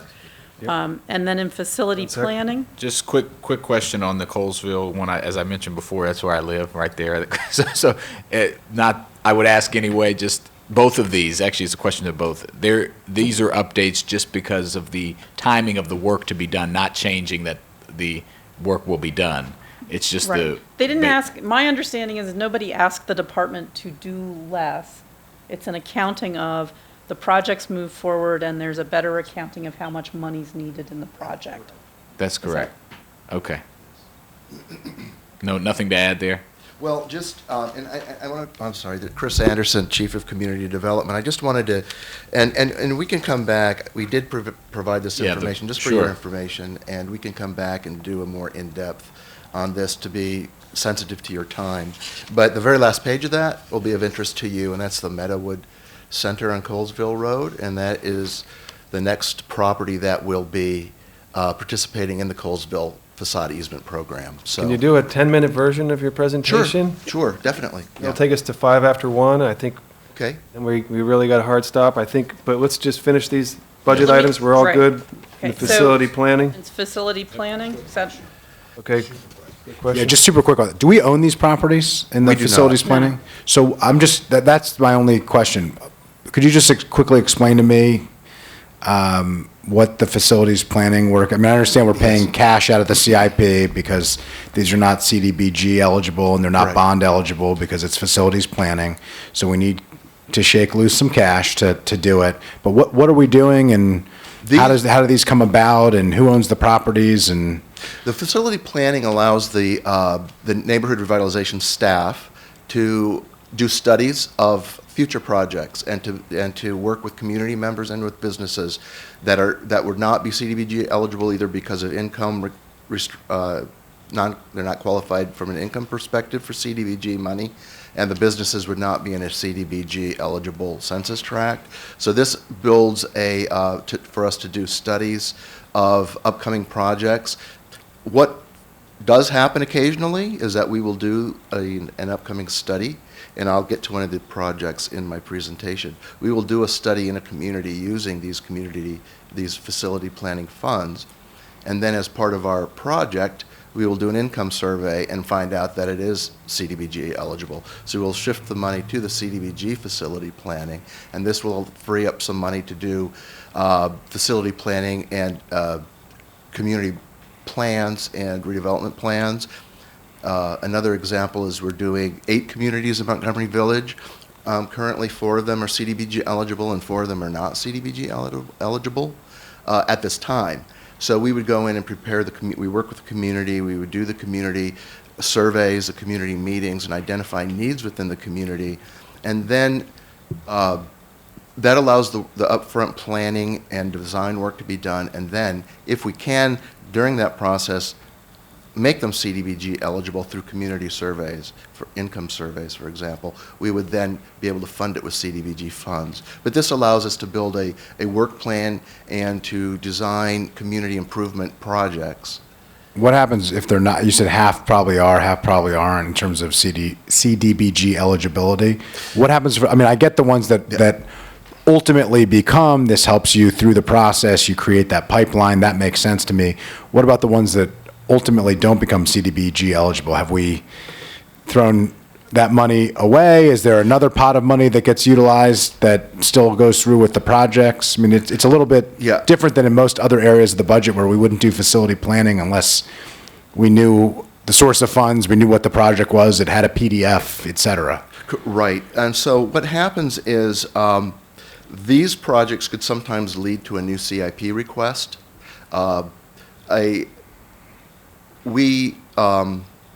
We would use these, for example, to do some facade studies in commercial areas that may not be CDBG eligible, and then that might lead to us in the next opportunity to put some money in for a countywide facade program that would assist businesses with improving their properties.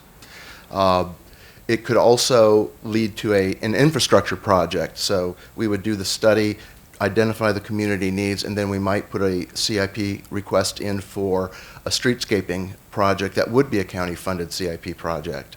So we would do the upfront study, identify the needs, do some of the very, very preliminary design work, and then that would help inform CIP projects requests for the next.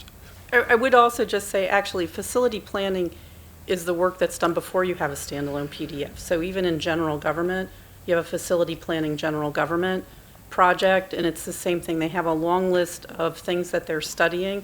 Some of those evolve into a standalone PDF. Some of them never do. There's also facility planning money then in the PDF to further the facility planning along? No, so the facility. Because there's facility planning money in existing PDFs for specific projects throughout county government, and those are cash-funded CIP items that are not yet bond eligible because they're not yet,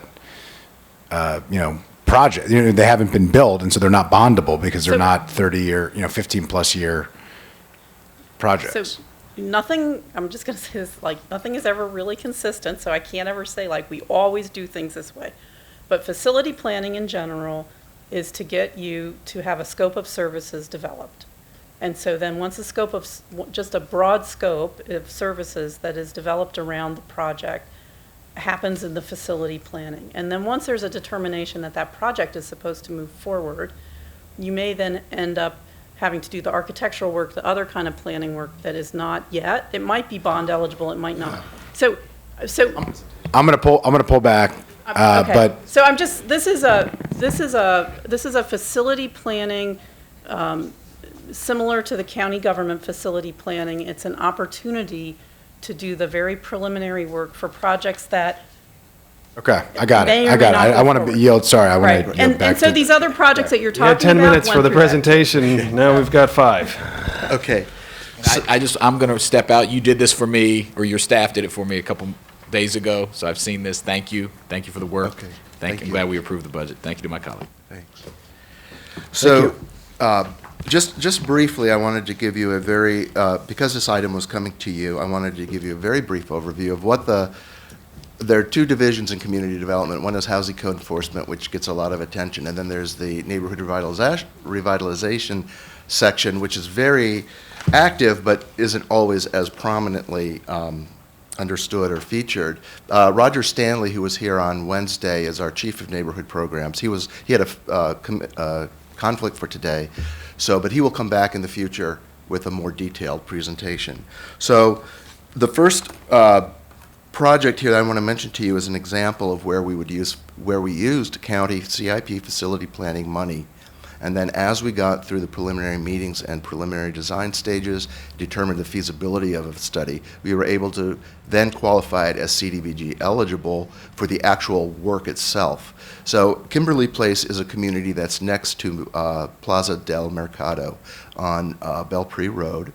It was a community of moderate income housing. And our neighborhood revitalization programs generally have been designed to support neighborhood improvements that help support the housing itself.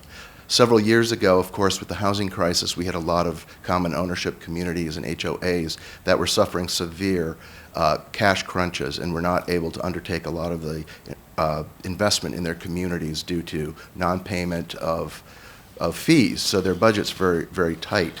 Kimberly Place was an example where they had severe flooding and subsurface water issues that were actually causing foundations to collapse.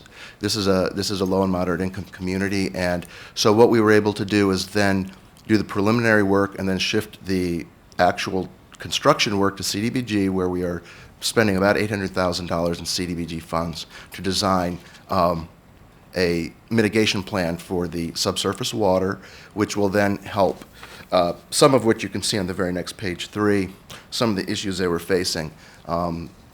So the other major issue in that community that was identified by DPS were the balconies in that community were severely deteriorated. And so we were able to go in there, help them remove those deteriorated balconies, and using CDBG rehabilitation grants, help those eligible residents rebuild those balconies. And we also got money from the state through the Community Legacy Program to help them also, non-CDB eligible owners do some housing improvements, primarily the balconies and support structures. The other projects that we're looking at are in the Greater Wheaton area. We're working in the Montclair Manor area, and we are looking at community pathways utilized by students on their way to school. We look at the lighting, we look at the pathway itself, the safety, and the pathways throughout the communities. And these are part of an these help the communities, of course, with safety. It helps them with their lighting needs and their budgets. Then on page 5 is an example from page 5 and 6, and I believe 7 and 8, actually give you an example of the work that was accomplished in the Burtonsville area. We use these facade programs to help with signage, with parking areas, and with the actual facades of the building. And what we do is we actually buy an easement, a 15-year easement. So the owner does the work. They do the design work, they do the hiring, the contractors, the actual construction work, and then we will compensate them up to one half of 50% of the cost of the work, and through that buy a 15-year easement, which gives us control over how that business appears. And we do go out there and inspect them every year, and we do tell the owners where there are things that need to be corrected or improved or How'd you get the beer and wine store not to have the big banners? Is that the property owner had allowed them to do that? And well, when we redid the signs, they had to come under the new sign ordinance for the county. They have to comply with all of that. So, and they actually did do the facade as well in association with this sign. So they do still advertise on their building, but it's a much nicer, much less, branded. Yeah, right. Alcohol right, branded. Yes. And then on page 7 and 6 and 7, we just wanted to show you those to show you some of the actual dramatic improvements that can be made through these facade programs. All of these properties are 40 to 50 years old, and some of them have had work done in the past, but it has already dated itself. And so we're able to go in there and make these more vibrant communities. And as a follow-up to the Burtonsville facade, this is sort of a restaurant row, and so they created their own little Taste of Burtonsville event, which they held last summer, which was the first Nice. annual Taste of Burtonsville. And a lot of these are small businesses, small restaurants, a lot of nice different types of food, Ethiopian, Chinese, Latin, Cuban, and so they were able to do that Taste of Burtonsville. That worked out very well. You looked at me when you said Cuban. What's that? You said you looked at me when you said Cuban. No, I just just looking at my audience. And also Seibel's, which is a longtime family restaurant in that area, was able to take advantage of it, and they've been very happy, and they said that their business has actually improved. Their level of business has actually improved since they were able to open it up a little bit more and freshen up the appearance of the property. It's nice because there's not such a huge contrast with the neighboring Burtonsville, the name of that center, I'm not sure, but the big one that was developed there with the giant and everything like that. Correct, right, Yeah. right, yes. Then Ms. Navarro was very instrumental in spurring the recreating this program in the Colesville area. And the thing I would point out about these programs is that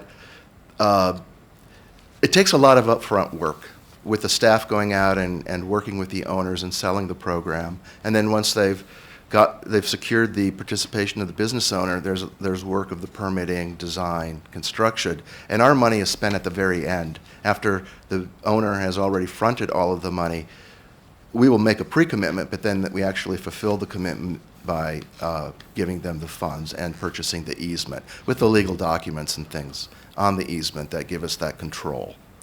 And then just to let you know that, as I mentioned earlier, the next big property in Colesville is the Meadowood Center, and that will be, they are currently, we are working towards making a commitment, and they've already done the preliminary design work on that. And I hope that you'll feel that that's quite a improvement, that they're looking at sort of removing the old awning and sort of opening up the front of those buildings. Yeah. And freshening them up a little bit. So, and again, anecdotal information from these owners is because they have the long-term leases, they can't immediately raise the rents on these businesses. Right. But these businesses do have anecdotally all said that they're because of their more Getting attractive better appearance. results. Yeah, they get results. That's So terrific. That's just a very brief overview, and we can come back in the future. That is great. You know, I can't tell you how many thousands of people drive by these centers every day, you know, and over the course of a year, probably a third of the county, half the county at some point has a reason to be on New Hampshire Avenue, for example, or Colesville. So thank you for what you're doing. Mm-hmm. You're very It's welcome. really great. Appreciate it. It's satisfying because you get a really dramatic result. You And do, it you do. does. And, you know, we spend so much time and energy figuring out how to redevelop build new town centers and massive zoning and all these things, but you've got existing businesses that are great businesses that people would just maybe rediscover. And a project like this, the marginal cost relative to, you know, building on existing businesses, it's such a great payoff. So. And we get inquiries all the time from business owners that drive by these areas as well, and we get inquiries from them about whether we have funds available in their particular area. So Right. just FYI. All right, keep it up. Thank you. Thank you. Thank you, everyone. Yes, you're welcome. Thank you. Thank you, Linda.